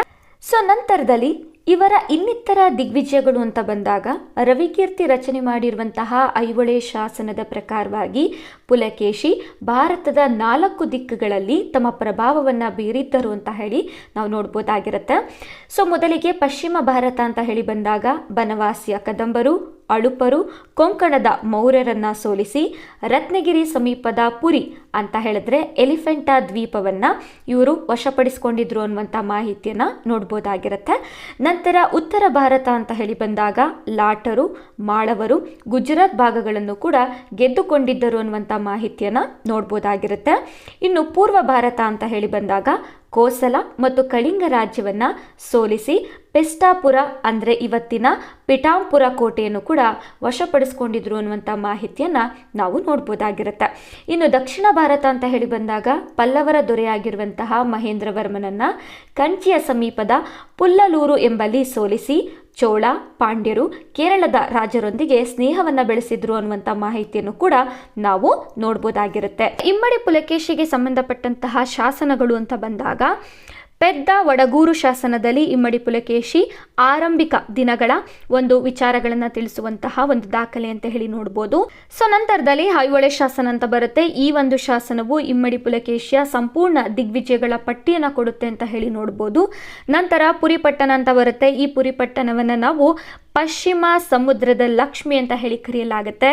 ಈ ಒಂದು ಪ್ರದೇಶವನ್ನು ಕೂಡ ಇಮ್ಮಡಿ ಪುಲಕೇಶಿ ವಶಪಡಿಸಿಕೊಂಡಿದ್ರು ಅನ್ನುವಂಥ ಮಾಹಿತಿಯನ್ನು ಕೂಡ ನಾವು ನೋಡ್ಬೋದಾಗಿರುತ್ತೆ. ಸೊ ನಂತರದಲ್ಲಿ ಬಹಳಷ್ಟು ಪ್ರಮುಖವಾದಂತಹ ಕದನ ಅಂತ ಹೇಳಿ ನೋಡ್ಬೋದು. ನರ್ಮದಾ ನದಿ ಕದನ ನಡೆಯುತ್ತೆ. ಇದ್ರ ಬಗ್ಗೆ ಯಾವಾಗಲೂ ಕೂಡ ಪ್ರಶ್ನೆಗಳು ಬರ್ತಾ ಇರುತ್ತೆ. ಹಾಗಾಗಿ ಇದ್ರ ಬಗ್ಗೆ ನಾವು ನೋಡ್ತಾ ಹೋಗೋಣ. ಈ ಒಂದು ಕದನವು ಕ್ರಿಸ್ತಶಕ 630ರಿಂದ 634ರವರೆಗೆ ನಡೆದಿರಬಹುದು ಅಂತ ಹೇಳಿ ಇತಿಹಾಸ ನಮಗೆ ಉಲ್ಲೇಖಗಳನ್ನು ಕೊಡ್ತಾ ಹೋಗುತ್ತೆ.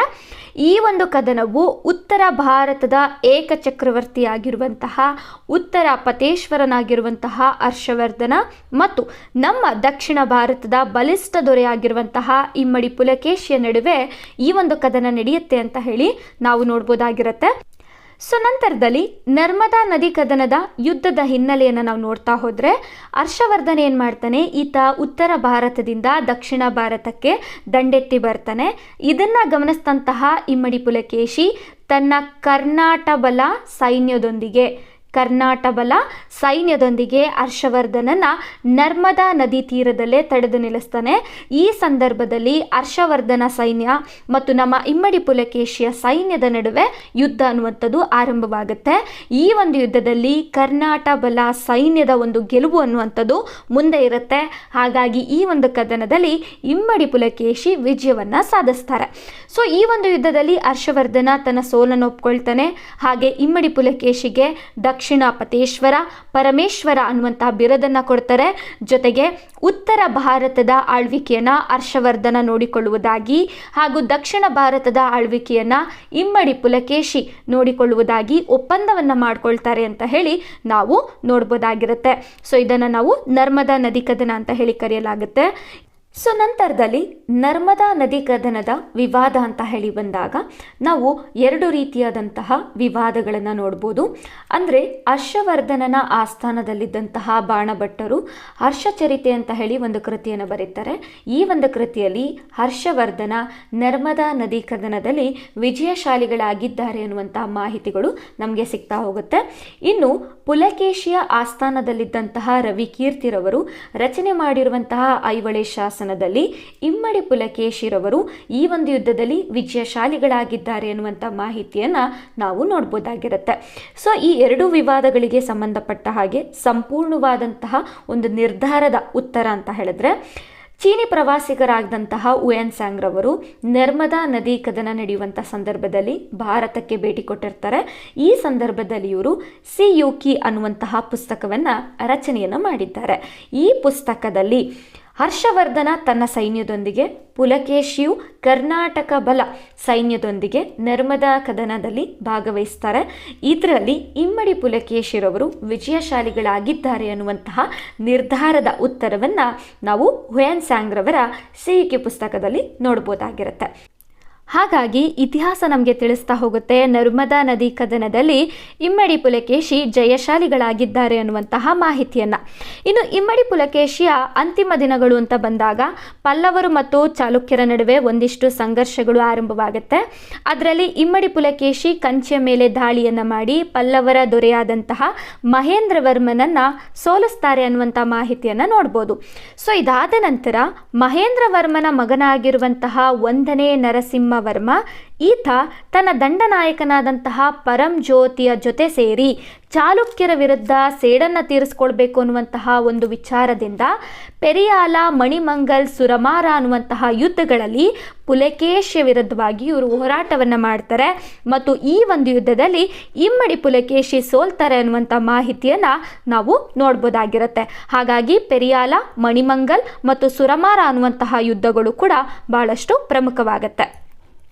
ಸೊ ಇದಾದ ನಂತರ 1ನೇ ನರಸಿಂಹವರ್ಮ ಯಾವಾಗ ಇಮ್ಮಡಿ ಪುಲಕೇಶಿಯನ್ನು ಸೋಲಿಸ್ತಾರೋ ಆ ಸಂದರ್ಭದಲ್ಲಿ ಬಾದಾಮಿ ಚಾಲುಕ್ಯರ ರಾಜಧಾನಿಯಾಗಿರುವಂತಹ ಬಾದಾಮಿಯನ್ನು ಅಂದರೆ ವಾತಾಪಿಯನ್ನು ವಶಪಡಿಸ್ಕೊಳ್ತಾರೆ. ಹಾಗಾಗಿ 1ನೇ ನರಸಿಂಹವರ್ಮ ಇವರಿಗೆ ವಾತಾಪಿಗೊಂಡ ಅನ್ನುವಂತಹ ಬಿರುದು ಬಂದಿರುವಂಥದ್ದನ್ನು ನಾವು ನೋಡ್ಬೋದು. ಸೊ ಇವರ ವಿಜಯದ ನೆನಪಿಗಾಗಿ ಬಾದಾಮಿಯ ಮಲ್ಲಿಕಾರ್ಜುನ ದೇವಸ್ಥಾನದಲ್ಲಿ ಒಂದು ಶಾಸನವನ್ನು ಕೂಡ ಕೆತ್ತಿಸ್ತಾರೆ ಅನ್ನುವಂಥ ಮಾಹಿತಿಯನ್ನು ನಾವು ನೋಡ್ಬೋದಾಗಿರುತ್ತೆ. ಸೊ ನಂತರ ಇಮ್ಮಡಿ ಪುಲಕೇಶಿ ಅಂತ ಹೇಳಿ ಬಂದಾಗ ಇವರು ತಮ್ಮ ಆಳ್ವಿಕೆಯಲ್ಲಿ ಕೇವಲ ಒಂದು ಸಾಮ್ರಾಜ್ಯವನ್ನು ಸೊ ನಂತರದಲ್ಲಿ ಇಮ್ಮಡಿ ಪುಲಕೇಶಿಯ ಆಳ್ವಿಕೆಯ ಸಮಯ ಅಂತ ಹೇಳಿ ಬಂದಾಗ ಇವರು ಸಾಮ್ರಾಜ್ಯವನ್ನು ಮಾತ್ರ ಗೆಲ್ಲೋದಿಲ್ಲ, ಬದಲಿಗೆ ಬಾದಾಮಿ ಚಾಲುಕ್ಯರ ಸಾಮ್ರಾಜ್ಯವನ್ನು ವಿಸ್ತರಣೆಯನ್ನು ಮಾಡ್ತಾರೆ ಅಂತ ಹೇಳಿ ನಾವು ನೋಡ್ಬೋದು. ಅದರಲ್ಲಿ ಪ್ರಮುಖವಾದಂತಹ ಮಾಹಿತಿ ಅಂತ ಹೇಳಿದ್ರೆ, ಪೂರ್ವ ಕರಾವಳಿಯ ಪಿಸ್ಟಾಪುರ ಮತ್ತು ವೆಂಗಿ ಮಂಡಲವನ್ನು ಇಮ್ಮಡಿ ಪುಲಕೇಶಿಯವರು ಗೆದ್ಕೊಳ್ತಾರೆ. ಈ ಪ್ರದೇಶವನ್ನು ವಶಪಡಿಸಿಕೊಂಡು ಈ ಪ್ರದೇಶದಲ್ಲಿ ಬಾದಾಮಿ ಚಾಲುಕ್ಯರ ಸಾಮ್ರಾಜ್ಯವನ್ನು ವಿಸ್ತರಣೆಯನ್ನು ಮಾಡಿ ತಮ್ಮನಾದಂತಹ ಕುಬ್ಜ ವಿಷ್ಣುವರ್ಧನನ್ನು ಈ ಒಂದು ಪ್ರದೇಶಕ್ಕೆ ನೇಮಿಸ್ತಾರೆ ಅಂತ ಹೇಳಿ ನೋಡ್ಬೋದು. ನಂತರ ಈ ಒಂದು ಪ್ರದೇಶ ಸ್ವತಂತ್ರವಾಗಿ ವೆಂಗಿ ಚಾಲುಕ್ಯರು ಅನ್ನುವಂತಹ ಸಾಮ್ರಾಜ್ಯವನ್ನು ಸ್ಥಾಪನೆಯನ್ನು ಮಾಡುತ್ತೆ ಅಂತ ಹೇಳಿ ನಾವು ನೋಡ್ಬೋದಾಗಿರುತ್ತೆ. ಸೊ ನಂತರದಲ್ಲಿ 1ನೇ ನರಸಿಂಹವರ್ಮ ವಾತಾಪಿಯನ್ನು ವಶಪಡಿಸಿಕೊಂಡ ನಂತರ ಕ್ರಿಸ್ತ ಶಕ 642ರಿಂದ 655ರವರೆಗೆ ಈತ ಆಳ್ವಿಕೆಯನ್ನು ಮಾಡ್ತಾನೆ. ಹಾಗಾಗಿ ಬಾದಾಮಿ ಚಾಲುಕ್ಯರ ಆಳ್ವಿಕೆಯಲ್ಲಿ ಈ 13 ವರ್ಷಗಳೇನಿರುತ್ತೆ ಇದು ಅಂಧಕಾರದ ಅವಧಿ ಅಂತ ಹೇಳಿ ನಾವು ನೋಡ್ಬೋದಾಗಿರುತ್ತೆ. ಯಾಕೆ ಅಂತಂದರೆ ಬಾದಾಮಿಯನ್ನು ಸಂಪೂರ್ಣವಾಗಿ ಪಲ್ಲವರು ಅಂದರೆ 1ನೇ ನರಸಿಂಹವರ್ಮ ಆಳ್ವಿಕೆಯನ್ನು ಮಾಡ್ತಾ ಇರ್ತಾನೆ. ಹಾಗಾಗಿ ಇದನ್ನು ನಾವು ಅಂಧಕಾರದ ಅವಧಿ ಅಂತ ಹೇಳಿ ತಿಳಿಸಲಾಗುತ್ತೆ. ಸೊ ಇದಿಷ್ಟು ಕೂಡ ಇಮ್ಮಡಿ ಪುಲಕೇಶಿಗೆ ಸಂಬಂಧಪಟ್ಟಂತಹ ಮಾಹಿತಿಗಳಾಗಿರುತ್ತೆ. ಇಮ್ಮಡಿ ಪುಲಕೇಶಿ ಅಂತ ಹೇಳಿ ಬಂದಾಗ ಯುದ್ಧಗಳ ಬಗ್ಗೆ ಮತ್ತು ಆತನು ವಾಸ್ತುಶಿಲ್ಪಕ್ಕೆ ನೀಡಿರುವಂತಹ ಕೊಡುಗೆಗಳ ಬಗ್ಗೆ ಯಾವಾಗಲೂ ಪ್ರಶ್ನೆ ಬರ್ತಿರುತ್ತೆ. ಅದರಲ್ಲಿ ನಮ್ಮೆಲ್ರಿಗೂ ಕೂಡ ಗೊತ್ತಿರುವ ಹಾಗೆ ಎಳವಟ್ಟು ಸಿಂಬಿಗೆ ಕದನ ಅಂತ ಬಂದಾಗ ತನ್ನ ಚಿಕ್ಕಪ್ಪನಾದ ಮಂಗಳೇಶನನ್ನು ಇವರು ಗೆಲ್ತಾರೆ ಅಂತ ಹೇಳಿ ನೋಡ್ಬೋದು. ನಂತರ ಭೀಮಾ ನದಿ ತೀರದ ಕದನ ಅಂತ ಹೇಳಿ ಬಂದಾಗ ರಾಷ್ಟ್ರಕೂಟರ ಗೋವಿಂದ ಮತ್ತು ಅಪ್ಪಾಯಿಕ ಸೊ ಇವರ ವಿರುದ್ಧವಾಗಿ ಇವರು ಗೆಲುವನ್ನು ಸಾಧಿಸ್ತಾರೆ.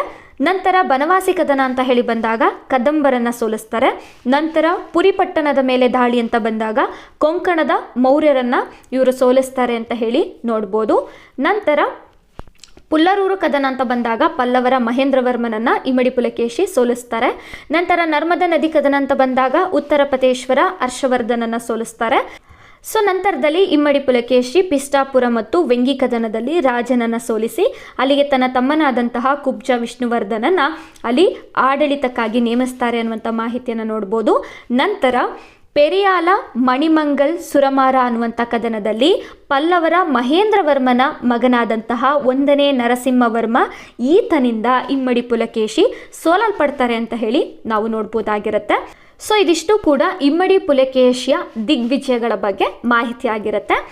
ಸೊ ನಂತರದಲ್ಲಿ ಇಮ್ಮಡಿ ಪುಲಕೇಶಿಯ ರಾಜತಾಂತ್ರಿಕ ಸಾಧನೆಗಳು ಅಂತ ಬಂದಾಗ ಆಡಳಿತಕ್ಕೆ ಸಂಬಂಧಪಟ್ಟ ಹಾಗೆ ಇವರಿಗೆ ಅಂತಾರಾಷ್ಟ್ರೀಯ ಸಂಬಂಧಗಳು ಕೂಡ ಇತ್ತು ಅನ್ನುವಂಥ ಮಾಹಿತಿಯನ್ನು ನೋಡ್ಬೋದು. ಅಂದರೆ ಪುಲಕೇಶಿ ಏನು ಮಾಡ್ತಾರೆ, ಇವರು ಪರ್ಷಿಯಾದ ದೊರೆಯಾದಂತಹ 2ನೇ ಖುಸ್ರು ಆಸ್ಥಾನಕ್ಕೆ ರಾಯಭಾರಿಯನ್ನು ಕಳಿಸಿರ್ತಾರೆ. ಇದಕ್ಕೆ ಪ್ರತಿಯಾಗಿ 2ನೇ ಖುಸ್ರು ಕೂಡ ಇಮ್ಮಡಿ ಪುಲಕೇಶಿಯ ಆಸ್ಥಾನಕ್ಕೆ ರಾಯಭಾರಿಯನ್ನು ಕಳಿಸಿರುವಂತಹ ಮಾಹಿತಿಗಳನ್ನು ನಾವು ಇತಿಹಾಸದ ಪುಟಗಳಲ್ಲಿ ನೋಡ್ಬೋದಾಗಿರುತ್ತೆ. ಸೊ ಇದಕ್ಕೆ ಆಧಾರವಾಗಿ ಮಹಾರಾಷ್ಟ್ರದಲ್ಲಿ ಕಂಡುಬರುವಂತಹ ಅಜಂತ ಗುಹೆಗಳೇನಿರುತ್ತೆ ಅದರಲ್ಲಿ ಗುಹೆ ನಂಬರ್ 1ರಲ್ಲಿ ಪರ್ಷಿಯನ್ನ ರಾಯಭಾರಿಗಳನ್ನು ಪುಲಕೇಶಿ ಬರ್ಮಾಡಿಕೊಳ್ಳುತ್ತಿರುವಂತಹ ಚಿತ್ರವನ್ನು ನಾವು ನೋಡ್ಬೋದಾಗಿರುತ್ತೆ. ಈ ಒಂದು ಚಿತ್ರವನ್ನು ನಾವು ವರ್ಣರಂಜಿತ ಚಿತ್ರ ಅಂತ ಹೇಳಿ ನಾವು ನೋಡ್ಬೋದಾಗಿರುತ್ತೆ. ಸೊ ನಂತರದಲ್ಲಿ ಸಾಹಿತ್ಯಿಕ ಕೊಡುಗೆ ಅಂತ ಹೇಳಿ ಬಂದಾಗ ಪುಲಕೇಶಿ ಆಳ್ವಿಕೆಯನ್ನು ಮಾಡುವಂಥ ಸಂದರ್ಭದಲ್ಲಿ ಆತನ ಮಗನಾಗಿರುವಂತಹ ಚಂದ್ರಾದಿತ್ಯನ ಹೆಂಡತಿಯಾದ ವಿಜ್ಜಿಕ ಅಥವಾ ವಿಜಯಾಂಕರವರು ಕೌಮುದಿ ಮಹೋತ್ಸವ ಅನ್ನುವಂತಹ ಕೃತಿಯನ್ನು ರಚನೆಯನ್ನು ಮಾಡಿದ್ದಾರೆ. ಈ ಒಂದು ಕೃತಿಯಲ್ಲಿ ನಾವು ಇಮ್ಮಡಿ ಪುಲಕೇಶಿಗೆ ಸಂಬಂಧಪಟ್ಟಂತಹ ಹಲವಾರು ವಿಷಯಗಳನ್ನು ತಿಳಿದುಕೊಳ್ಬೋದು. ಸೊ ಹಾಗಾಗಿ ವಿಜ್ಜಿಕರವರನ್ನು ಸರಸ್ವತಿಯ ಅವತಾರ ಅಂತ ಹೇಳಿ ಕರೆಯಲಾಗುತ್ತೆ. ಕರ್ನಾಟಕದ ವಿಜಯ ಸಾಹಿತ್ಯದ ತಾಯಿ ಅಂತ ಹೇಳಿ ಕೂಡ ಇವರನ್ನು ಕರೆಯಲಾಗುತ್ತೆ. ಸೊ ನಂತರದಲ್ಲಿ ಐಹೊಳೆ ಶಾಸನ ಅಂತ ಹೇಳಿ ಬರುತ್ತೆ. ಈ ಒಂದು ಶಾಸನವನ್ನು ಇಮ್ಮಡಿ ಪುಲಕೇಶಿಯ ಆಸ್ಥಾನ ಕವಿಗಳಾಗಿದ್ದಂತಹ ರವಿಕೀರ್ತಿರವರು ರಚನೆಯನ್ನು ಮಾಡಿದ್ದಾರೆ. ಇದು ಬಹಳಷ್ಟು ಇಂಪಾರ್ಟೆಂಟ್ ಆಗಿರುವಂಥ ಶಾಸನ. ಯಾಕೆ ಅಂತ ಹೇಳಿದ್ರೆ ಇಮ್ಮಡಿ ಪುಲಕೇಶಿಯ ನರ್ಮದಾ ನದಿ ಕದನದ ಬಗ್ಗೆ ಹಾಗೂ ಇಮ್ಮಡಿ ಪುಲಕೇಶಿಯ ಇನ್ನಿತರ ಮಾಹಿತಿಗಳ ಬಗ್ಗೆ ನಮಗೆ ಆಧಾರಗಳು ಕೊಡುವಂಥದ್ದು ಐಹೊಳೆ ಶಾಸನ. ಹಾಗಾಗಿ ಇದು ಬಹಳಷ್ಟು ಇಂಪಾರ್ಟೆಂಟ್ ಆಗುತ್ತೆ. ಸೊ ಐಹೊಳೆ ಶಾಸನ ಅಂತ ಹೇಳಿ ಬಂದಾಗ ರವಿಕೀರ್ತಿ ಜೈನ ಧರ್ಮದವರು ಆಗಿರ್ತಾರೆ. ಹಾಗಾಗಿ ಈ ಶಾಸನವು ಜೈ ಜಿನೇಂದ್ರ ಅನ್ನುವಂತಹ ಶಬ್ದದಿಂದ ಆರಂಭವಾಗಿದೆ ಅನ್ನುವಂಥ ಮಾಹಿತಿಯನ್ನು ನಾವು ನೋಡ್ಬೋದು. ಇನ್ನು ಐಹೊಳೆ ಶಾಸನದಲ್ಲಿ ಇಮ್ಮಡಿ ಪುಲಕೇಶಿಯನ್ನ ಇಂದ್ರನಿಗೆ ಹೋಲಿಕೆಯನ್ನು ಮಾಡಲಾಗಿದೆ. ನಂತರ ಮಹಾಭಾರತದ ಕುರುಕ್ಷೇತ್ರ ಯುದ್ಧದ ಬಗ್ಗೆ ಕೂಡ ಉಲ್ಲೇಖವನ್ನು ಮಾಡಿದ್ದಾರೆ. ಸೊ ನಂತರದಲ್ಲಿ ರವಿಕೀರ್ತಿರವರು ತಮ್ಮನ್ನ ತಾವು ಕಾಳಿದಾಸನಿಗೆ ಮತ್ತು ಭಾರವಿಗೆ ಹೋಲಿಕೆಯನ್ನು ಮಾಡ್ಕೊಂಡಿದ್ದಾರೆ ಅಂತ ಹೇಳಿ ನಾವು ನೋಡ್ಬೋದು. ಅಂದರೆ ರವಿಕೀರ್ತಿಯ ಪ್ರಕಾರವಾಗಿ ಅವರು ರಚನೆ ಮಾಡುವಂತಹ ಕೃತಿಗಳು ಕಾಳಿದಾಸನ ರಘುವಂಶ ಹಾಗೂ ಭಾರವಿಯ ಕೀರ್ತಾರ್ಜುನಿಯ ಕೃತಿಗಳಿಗೆ ಅವರ ಶೈಲಿಯಲ್ಲಿ ಇವರು ರಚನೆಯನ್ನು ಮಾಡಿದ್ದಾರೆ ಅನ್ನುವಂತಹ ಒಂದು ವಿಚಾರವನ್ನು ವ್ಯಕ್ತವನ್ನು ಪಡಿಸಿದ್ದಾರೆ. ಇನ್ನು ಐಹೊಳೆ ಶಾಸನ ಅನ್ನುವಂಥದ್ದು ಕಂಡುಬರುವಂಥದ್ದು ಐಹೊಳೆಯಲ್ಲಿ ನಿರ್ಮಾಣಗೊಂಡಿರುವಂತಹ ಮೇಗುತಿ ಜೈನ ದೇವಾಲಯದ ಗೋಡೆಯ ಮೇಲೆ ನಾವು ಈ ಒಂದು ಶಾಸನವನ್ನು ನೋಡ್ಬೋದಾಗಿರುತ್ತೆ. ಓಕೆ.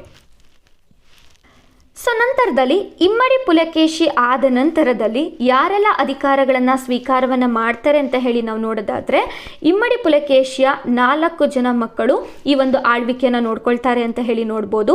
ಅದರಲ್ಲಿ ಚಂದ್ರಾದಿತ್ಯ ಅಂತ ಹೇಳಿ ಬರ್ತಾರೆ. ಇವರು ಕರ್ನೂಲ್ ಭಾಗವನ್ನು ಆಳ್ವಿಕೆಯನ್ನು ಮಾಡ್ತಾ ಇದ್ರು ಅನ್ನುವಂಥ ಮಾಹಿತಿಯನ್ನು ನೋಡ್ಬೋದು. ಚಂದ್ರಾದಿತ್ಯನ ಹೆಂಡತಿಯೇ ವಿಜಯಾಂಕ ವಿಜ್ಜಿಕರವರು ಆಗಿರ್ತಾರೆ. ನಂತರ 2ನೇ ಮಗನಾಗಿರುವಂತಹ ಆದಿತ್ಯವರ್ಮ ಈತ ಸಾಮ್ರಾಜ್ಯದ ಕೆಲವು ಭಾಗಗಳನ್ನು ಮಾತ್ರ ಆಳ್ವಿಕೆಯನ್ನು ಮಾಡ್ತಾ ಇದ್ರು ಅಂತ ಹೇಳಿ ನಾವು ನೋಡ್ಬೋದು. ನಂತರ ಜಯಸಿಂಹ ಅಂತ ಹೇಳಿ ಮಗ ಬರ್ತಾರೆ. ಇವರು ಗುಜರಾತ್ ಭಾಗದ ಉಸ್ತುವಾರಿಯನ್ನು ನೋಡ್ಕೊಳ್ತಿದ್ರು ಅನ್ನುವಂತಹ ಮಾಹಿತಿಯನ್ನು ನೋಡ್ಬೋದು. ನಂತರ ಕೊನೆಯ ಮಗ 1ನೇ ವಿಕ್ರಮಾದಿತ್ಯ ಅಂತ ಹೇಳಿ ಬರ್ತಾರೆ. ಇವರು ಬಾದಾಮಿ ಚಾಲುಕ್ಯರ ಸಾಮ್ರಾಜ್ಯವನ್ನು ಪುನರ್ಸ್ಥಾಪನೆಯನ್ನು ಮಾಡಿದಂತಹ ಅರಸ ಅಂತ ಹೇಳಿ ನಾವು ನೋಡ್ಬೋದಾಗಿರುತ್ತೆ. ಹಾಗಾಗಿ ನಾವು 1ನೇ ವಿಕ್ರಮಾದಿತ್ಯನ ಬಗ್ಗೆ ನಾವು ಅಧ್ಯಯನವನ್ನು ಮಾಡ್ತಾ ಹೋಗೋಣ. ಓಕೆ. 1ನೇ ವಿಕ್ರಮಾದಿತ್ಯ ಅಂತ ಹೇಳಿ ಬಂದಾಗ ಇವರು ತಮ್ಮ ತಂದೆಯಾದಂತಹ ಇಮ್ಮಡಿ ಪುಲಕೇಶಿಯ ಮರಣದ ನಂತರ ಇವರು ಆಳ್ವಿಕೆಯನ್ನು ಸ್ವೀಕಾರವನ್ನು ಮಾಡ್ತಾರೆ. ಕ್ರಿಸ್ತ ಶಕ 655ರಿಂದ 682ರವರೆಗೆ ಇವರು ಆಳ್ವಿಕೆಯನ್ನು ಮಾಡ್ತಾರೆ. ಬಾದಾಮಿ ಚಾಲುಕ್ಯರ ಸಾಮ್ರಾಜ್ಯವನ್ನು ಪುನರ್ ನಿರ್ಮಾಣ ಮಾಡಿದಂತಹ ವ್ಯಕ್ತಿ ಯಾರು ಅಂತ ಹೇಳಿದ್ರೆ ಅವರೇ 1ನೇ ವಿಕ್ರಮಾದಿತ್ಯ ಆಗಿರ್ತಾರೆ. ಸೊ ನಿಮ್ಮೆಲ್ರಿಗೂ ಕೂಡ ಗೊತ್ತಿರುವ ಹಾಗೆ ಇಮ್ಮಡಿ ಪುಲಕೇಶಿರವರು ಪಲ್ಲವರ ಮಹೇಂದ್ರವರ್ಮನನ್ನ ಸೋಲಿಸಿರ್ತಾರೆ. ಮಹೇಂದ್ರವರ್ಮನ ಮಗನಾಗಿರುವಂತಹ ನರಸಿಂಹವರ್ಮ ಇಮ್ಮಡಿ ಪುಲಕೇಶಿಯನ್ನ ಪೆರಿಯಾರ, ಮಣಿಮಂಗಲ್, ಸುರಮಾರ ಅನ್ನುವಂತಹ ಯುದ್ಧದಲ್ಲಿ ಸೋಲಿಸಿರ್ತಾರೆ. ನಂತರ ಬಾದಾಮಿಯನ್ನ ಅಂದರೆ ವಾತಾಪಿಯನ್ನ ವಶಪಡಿಸಿಕೊಂಡು ವಾತಾಪಿಗೊಂಡ ಅನ್ನುವಂತಹ ಬಿರುದನ್ನ ಪಡೆದಿರ್ತಾರೆ ಅನ್ನುವಂಥ ಮಾಹಿತಿಯನ್ನ ಈಗ ತಾನೇ ನಾವು ಅಧ್ಯಯನವನ್ನ ಮಾಡಿದ್ದೇವೆ. ಸೊ ಇಲ್ಲಿ ಏನಾಗುತ್ತೆ ಅಂದರೆ 1ನೇ ವಿಕ್ರಮಾದಿತ್ಯ ಇರ್ತಾರಲ್ಲ, ಇವ್ರೇನು ಮಾಡ್ತಾರೆ, ವಾತಾಪಿಯನ್ನು ವಶಪಡಿಸಿಕೊಂಡಿರುವಂತಹ 1ನೇ ನರಸಿಂಹವರ್ಮನನ್ನ ಸೋಲಿಸಿ ಮತ್ತೆ ವಾತಾಪಿಯನ್ನು ಬಾದಾಮಿ ಚಾಲುಕ್ಯರ ರಾಜಧಾನಿಯಾಗಿ ಮಾಡ್ಕೊಳ್ತಾರೆ. ಹಾಗಾಗಿ ವಾತಾಪಿಯಿಂದ ನರಸಿಂಹವರ್ಮನನ್ನ ವಿಮೋಚನೆ ಮಾಡಿದ್ದಕ್ಕಾಗಿ 1ನೇ ವಿಕ್ರಮಾದಿತ್ಯನನ್ನ ವಾತಾಪಿ ವಿಮೋಚಕ ಅಂತ ಹೇಳಿ ಬಿರುದನ್ನ ಕೊಟ್ಟಿರುವಂಥ ಮಾಹಿತಿಯನ್ನು ನಾವು ನೋಡ್ಬೋದು. ವಾತಾಪಿ ಗೊಂಡ ಅಂತ ಹೇಳಿದ್ರೆ 1ನೇ ನರಸಿಂಹವರ್ಮ, ವಾತಾಪಿ ವಿಮೋಚಕ ಅಂತ ಹೇಳಿದ್ರೆ 1ನೇ ವಿಕ್ರಮಾದಿತ್ಯ ಅಂತ ಹೇಳಿ ನಾವು ನೋಡ್ಬೋದಾಗಿರುತ್ತೆ. ಇನ್ನು 1ನೇ ವಿಕ್ರಮಾದಿತ್ಯ ತನ್ನ ತಂದೆಗೆ ಆದಂತಹ ಒಂದು ಸೋಲೇನಿರುತ್ತೆ ಅದಕ್ಕೆ ಸೇಡನ್ನು ತೀರಿಸಿಕೊಳ್ಳಲು ಪಲ್ಲವರ ದೊರೆಯಾದಂತಹ 1ನೇ ನರಸಿಂಹವರ್ಮ, 2ನೇ ಮಹೇಂದ್ರವರ್ಮ, 1ನೇ ಪರಮೇಶ್ವರವರ್ಮನನ್ನ ಸೋಲಿಸ್ತಾರೆ ಅನ್ನುವಂಥ ಮಾಹಿತಿಯನ್ನು ಕೂಡ ನಾವು ನೋಡ್ಬೋದಾಗಿರುತ್ತೆ. ಸೊ ನಂತರದಲ್ಲಿ 1ನೇ ವಿಕ್ರಮಾದಿತ್ಯನ ಬಗ್ಗೆ ಕರ್ನೂಲ್, ಗದ್ವಾಲ್, ಸೊರಬ ಶಾಸನಗಳಲ್ಲಿ ಉಲ್ಲೇಖ ಇರುವಂಥದ್ದನ್ನು ನಾವು ನೋಡ್ಬೋದಾಗಿರುತ್ತೆ. ಇನ್ನು 1ನೇ ವಿಕ್ರಮಾದಿತ್ಯ ಪಲ್ಲವರ ರಾಜಧಾನಿಯಾದಂತಹ ಕಂಚಿಯನ್ನು ವಶಪಡಿಸ್ಕೊಳ್ತಾರೆ ಮತ್ತು ಅಲ್ಲಿ ಇರುವಂತಹ ದೇವಾಲಯಗಳಿಗೆ ದಾನವನ್ನು ನೀಡಿದ್ದಾರೆ ಅನ್ನುವಂಥ ಮಾಹಿತಿಯನ್ನು ಕೂಡ ನಾವು ನೋಡ್ಬೋದು. ಇನ್ನು 1ನೇ ವಿಕ್ರಮಾದಿತ್ಯನಿಗೆ ಇರುವಂತಹ ಬಿರುದುಗಳು ಅಂತ ಬಂದಾಗ ರಾಜಮಲ್ಲ, ಅನಿವಾರಿತ, ರಣರಸಿಕ, ಸತ್ಯಾಶ್ರಯ, ಪರಮೇಶ್ವರ ಭಟ್ಟಾರಕ ಅನ್ನುವಂತಹ ಬಿರುದುಗಳು ಇದ್ದವು ಅಂತ ಹೇಳಿ ನಾವು ನೋಡ್ಬೋದಾಗಿರುತ್ತೆ. ಸೊ ನಂತರದಲ್ಲಿ 1ನೇ ವಿಕ್ರಮಾದಿತ್ಯನ ಗುರುಗಳು ಅಂತ ಬಂದಾಗ ನಾವು ಸುದರ್ಶನ ಆಚಾರ್ಯರನ್ನು ನೋಡ್ಬೋದಾಗಿರುತ್ತೆ. ಇವರು 1ನೇ ವಿಕ್ರಮಾದಿತ್ಯನಿಗೆ ಶೈವ ದೀಕ್ಷೆಯನ್ನು ನೀಡಿದ್ದಾರೆ ಅನ್ನುವಂಥ ಮಾಹಿತಿಯನ್ನು ಕೂಡ ನಾವು ನೋಡ್ಬೋದು. ಇನ್ನು ವಿಕ್ರಮಾದಿತ್ಯನ ಪ್ರೀತಿಯ ಕುದುರೆ ಹೆಸರು ಬಂದು ಚಿತ್ರಕಂಠ ಆಗಿರುತ್ತೆ. ಇನ್ನು ವಿಕ್ರಮಾದಿತ್ಯನ ಹೆಂಡತಿ ಅಂತ ಹೇಳಿ ಬಂದಾಗ ಗಂಗಾ ಮಹಾದೇವಿಯವರು ಆಗಿರ್ತಾರೆ. ಓಕೆ, ಸೊ ಇದಾದ ನಂತರ ಪರೀಕ್ಷಾ ದೃಷ್ಟಿಯಿಂದ ನಮಗೆ ಗದ್ವಾಲ್ ಶಾಸನ ಭಾಳಷ್ಟು ಇಂಪಾರ್ಟೆಂಟ್ ಆಗುತ್ತೆ. ಯಾಕೆ ಅಂತ ಹೇಳಿದ್ರೆ ವಿಕ್ರಮಾದಿತ್ಯನು ಪಲ್ಲವರ ರಾಜಧಾನಿಯಾದಂತಹ ಕಂಚಿಯನ್ನು ವಶಪಡಿಸಿಕೊಂಡಿರುವುದರ ಕುರಿತು ಈ ಒಂದು ಶಾಸನ ಮಾಹಿತಿಯನ್ನು ಕೊಡ್ತಾ ಹೋಗುತ್ತೆ. ನಂತರ ದಕ್ಷಿಣ ಭಾರತದ ಅಂಧಕಾರದ ಕಾಲಕ್ಕೆ ಕಾರಣವಾಗಿದ್ದಂತಹ ಕಾಳಭ್ರರನನ್ನ ವಿಕ್ರಮಾದಿತ್ಯನು ಸೋಲಿಸಿದ್ದಾನೆ ಅನ್ನುವಂಥ ಮಾಹಿತಿಯನ್ನು ಕೂಡ ನಾವು ನೋಡ್ಬೋದಾಗಿರುತ್ತೆ. ಇನ್ನು ವಿಕ್ರಮಾದಿತ್ಯನ ಮಗ ವಿನಯಾದಿತ್ಯ ಮುಂದೆ ಈ ಒಂದು ಸಾಮ್ರಾಜ್ಯವನ್ನು ಆಳ್ವಿಕೆಯನ್ನು ಮಾಡ್ತಾರೆ ಅಂತ ಹೇಳಿ ನಾವು ನೋಡ್ಬೋದಾಗಿರುತ್ತೆ. ಸೊ ಈಗ ನಾವು ಅಧ್ಯಯನವನ್ನು ಮಾಡ್ತಾ ಹೋಗೋಣ 1ನೇ ವಿಕ್ರಮಾದಿತ್ಯನ ಮಗನಾಗಿರುವಂತಹ ವಿನಯಾದಿತ್ಯನ ಬಗ್ಗೆ. ಈತ ಕ್ರಿಸ್ತಶಕ 681ರಿಂದ 696ರವರೆಗೆ ಆಳ್ವಿಕೆಯನ್ನು ಮಾಡಿದ್ದಾರೆ ಅಂತ ಹೇಳಿ ನೋಡ್ಬೋದು. ತಂದೆಯಂತೆ ಇವರು ಕೂಡ ಒಬ್ಬ ಪರಾಕ್ರಮಿ ಆಗಿರ್ತಾರೆ ಅನ್ನುವಂಥ ಮಾಹಿತಿಯನ್ನು ನಾವು ನೋಡ್ಬೋದಾಗಿರುತ್ತೆ. ಇವರ ಸೈನಿಕ ಸಾಧನೆಗಳು ಅಂತ ಬಂದಾಗ ಉತ್ತರ ಭಾರತದ ಮೇಲೆ ಇವರು ದಂಡಯಾತ್ರೆಯನ್ನು ಮಾಡ್ತಾರೆ. ಕನೌಜಿನ ರಾಜನಾಗಿರುವಂತಹ ಯಶೋವರ್ಮನನ್ನ ವಿನಯಾದಿತ್ಯನು ಸೋಲಿಸ್ತಾನೆ. ನಂತರ ಇವರ ಮನೆತನದ ಸಂಕೇತವಾಗಿರುವಂತಹ ಪಾಲಿಧ್ವಜವನ್ನು, ನಂತರ ಶ್ವೇತಛತ್ರವನ್ನು ವಶಪಡಿಸ್ಕೊಳ್ತಾರೆ ಅನ್ನುವಂಥ ಮಾಹಿತಿಯನ್ನು ನಾವು ನೋಡ್ಬೋದಾಗಿರುತ್ತೆ.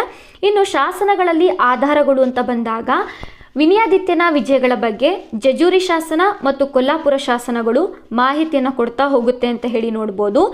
ಜಜೂರಿ ಶಾಸನದ ಪ್ರಕಾರ ವಿನಯಾದಿತ್ಯನು ಕಾಂಬೋಡಿಯಾದ ಕಾಮೇರ್ ಅನ್ನುವಂತಹ ಸಾಮ್ರಾಜ್ಯದ ಮೇಲೂ ಕೂಡ ಪ್ರಭಾವವನ್ನು ಬೀರಿದ್ದರು ಅನ್ನುವಂಥ ಮಾಹಿತಿಯನ್ನು ನಾವು ಜಜೂರಿ ಶಾಸನದಿಂದ ತಿಳ್ಕೊಳ್ಬೋದಾಗಿರುತ್ತೆ.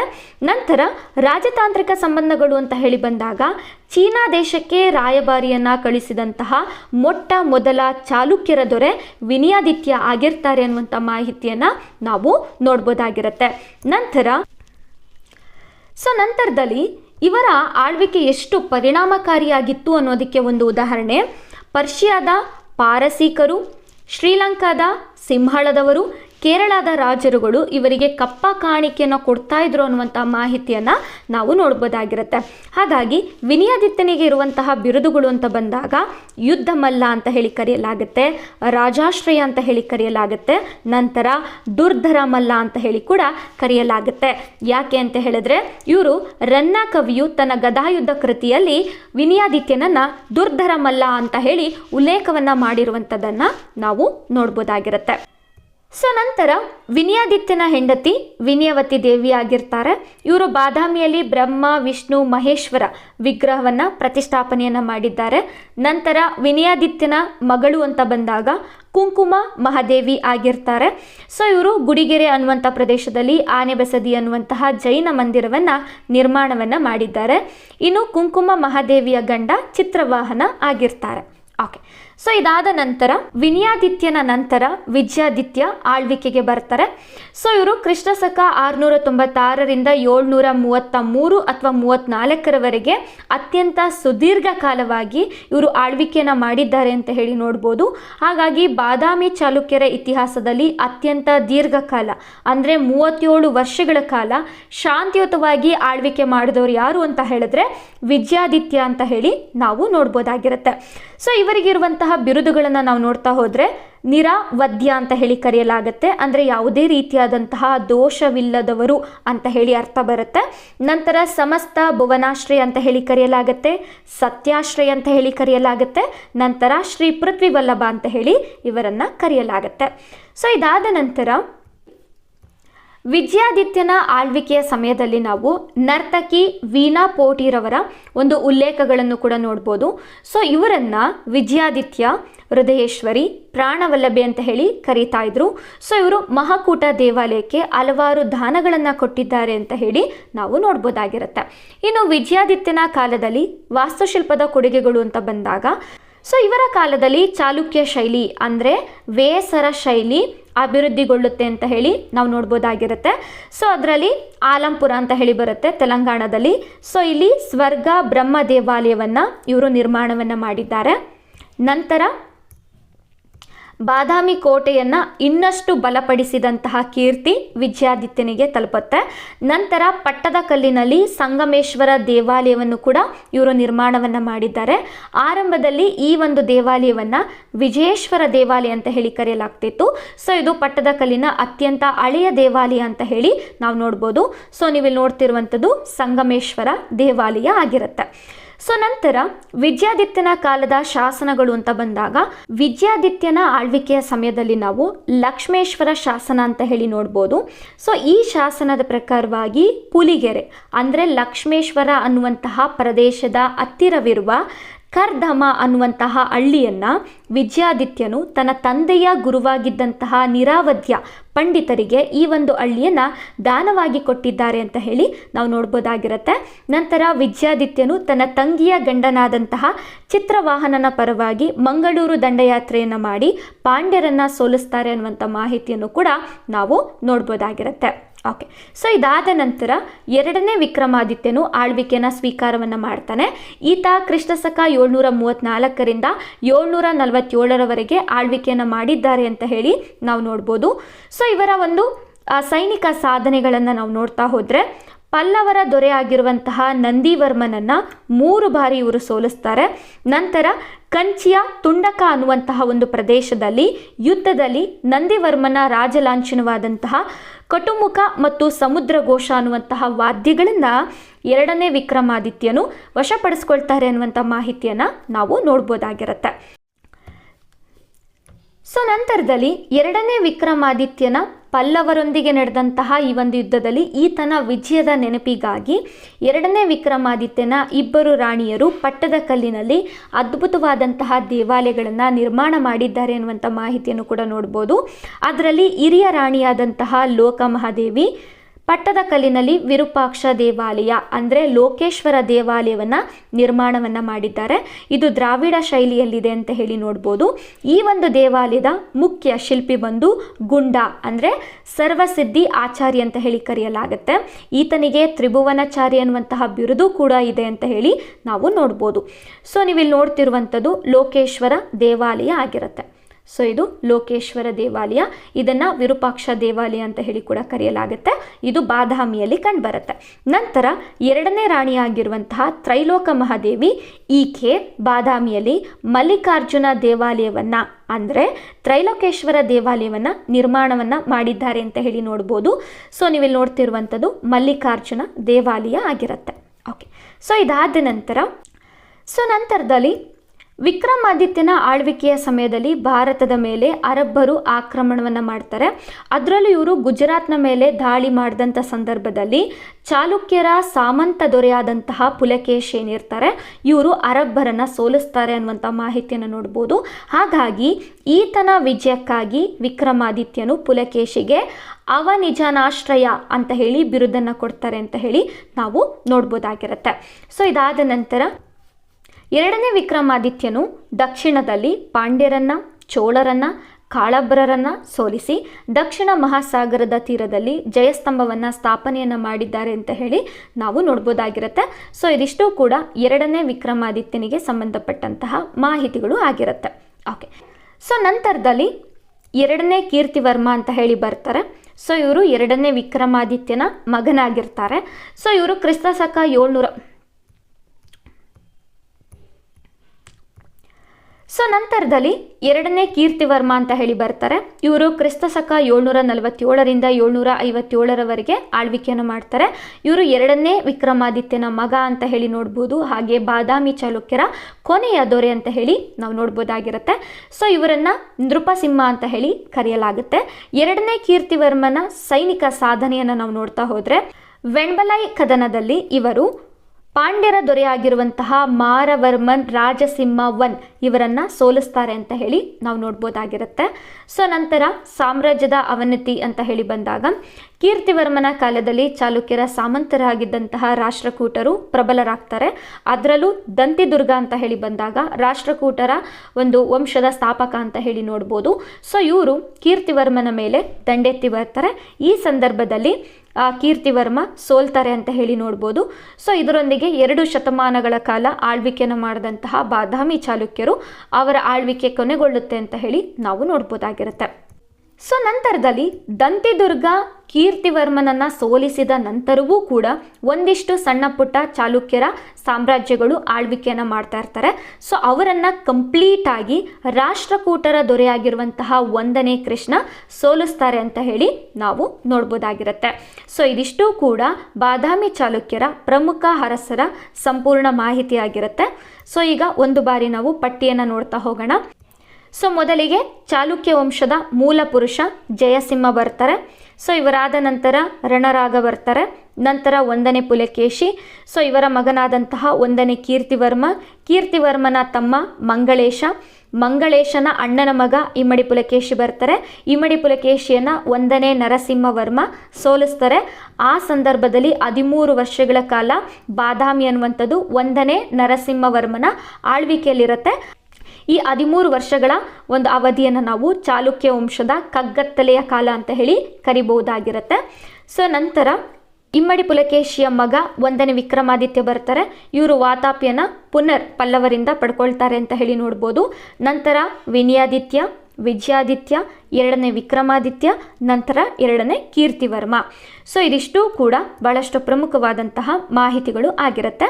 ಸೊ ಇಲ್ಲಿವರೆಗೂ ನಾವು ಬಾದಾಮಿ ಚಾಲುಕ್ಯರ ಅರಸರ ಪ್ರಮುಖ ಮಾಹಿತಿಗಳನ್ನು ಅಧ್ಯಯನವನ್ನು ಮಾಡಿದ್ದೇವೆ. ಸೊ ಮುಂದಿನ ತರಗತಿಯಲ್ಲಿ ನಾವು ಬಾದಾಮಿ ಚಾಲುಕ್ಯರ ಆಡಳಿತ ವ್ಯವಸ್ಥೆಯ ಬಗ್ಗೆ ಅಧ್ಯಯನವನ್ನು ಮಾಡ್ತಾ ಹೋಗೋಣ. ಸೊ ಇಲ್ಲಿವರೆಗೂ ನನ್ನ ತರಗತಿಯನ್ನು ಕೇಳಿದಂತಹ ನಿಮ್ಮೆಲ್ಲರಿಗೂ ಕೂಡ ಧನ್ಯವಾದಗಳು.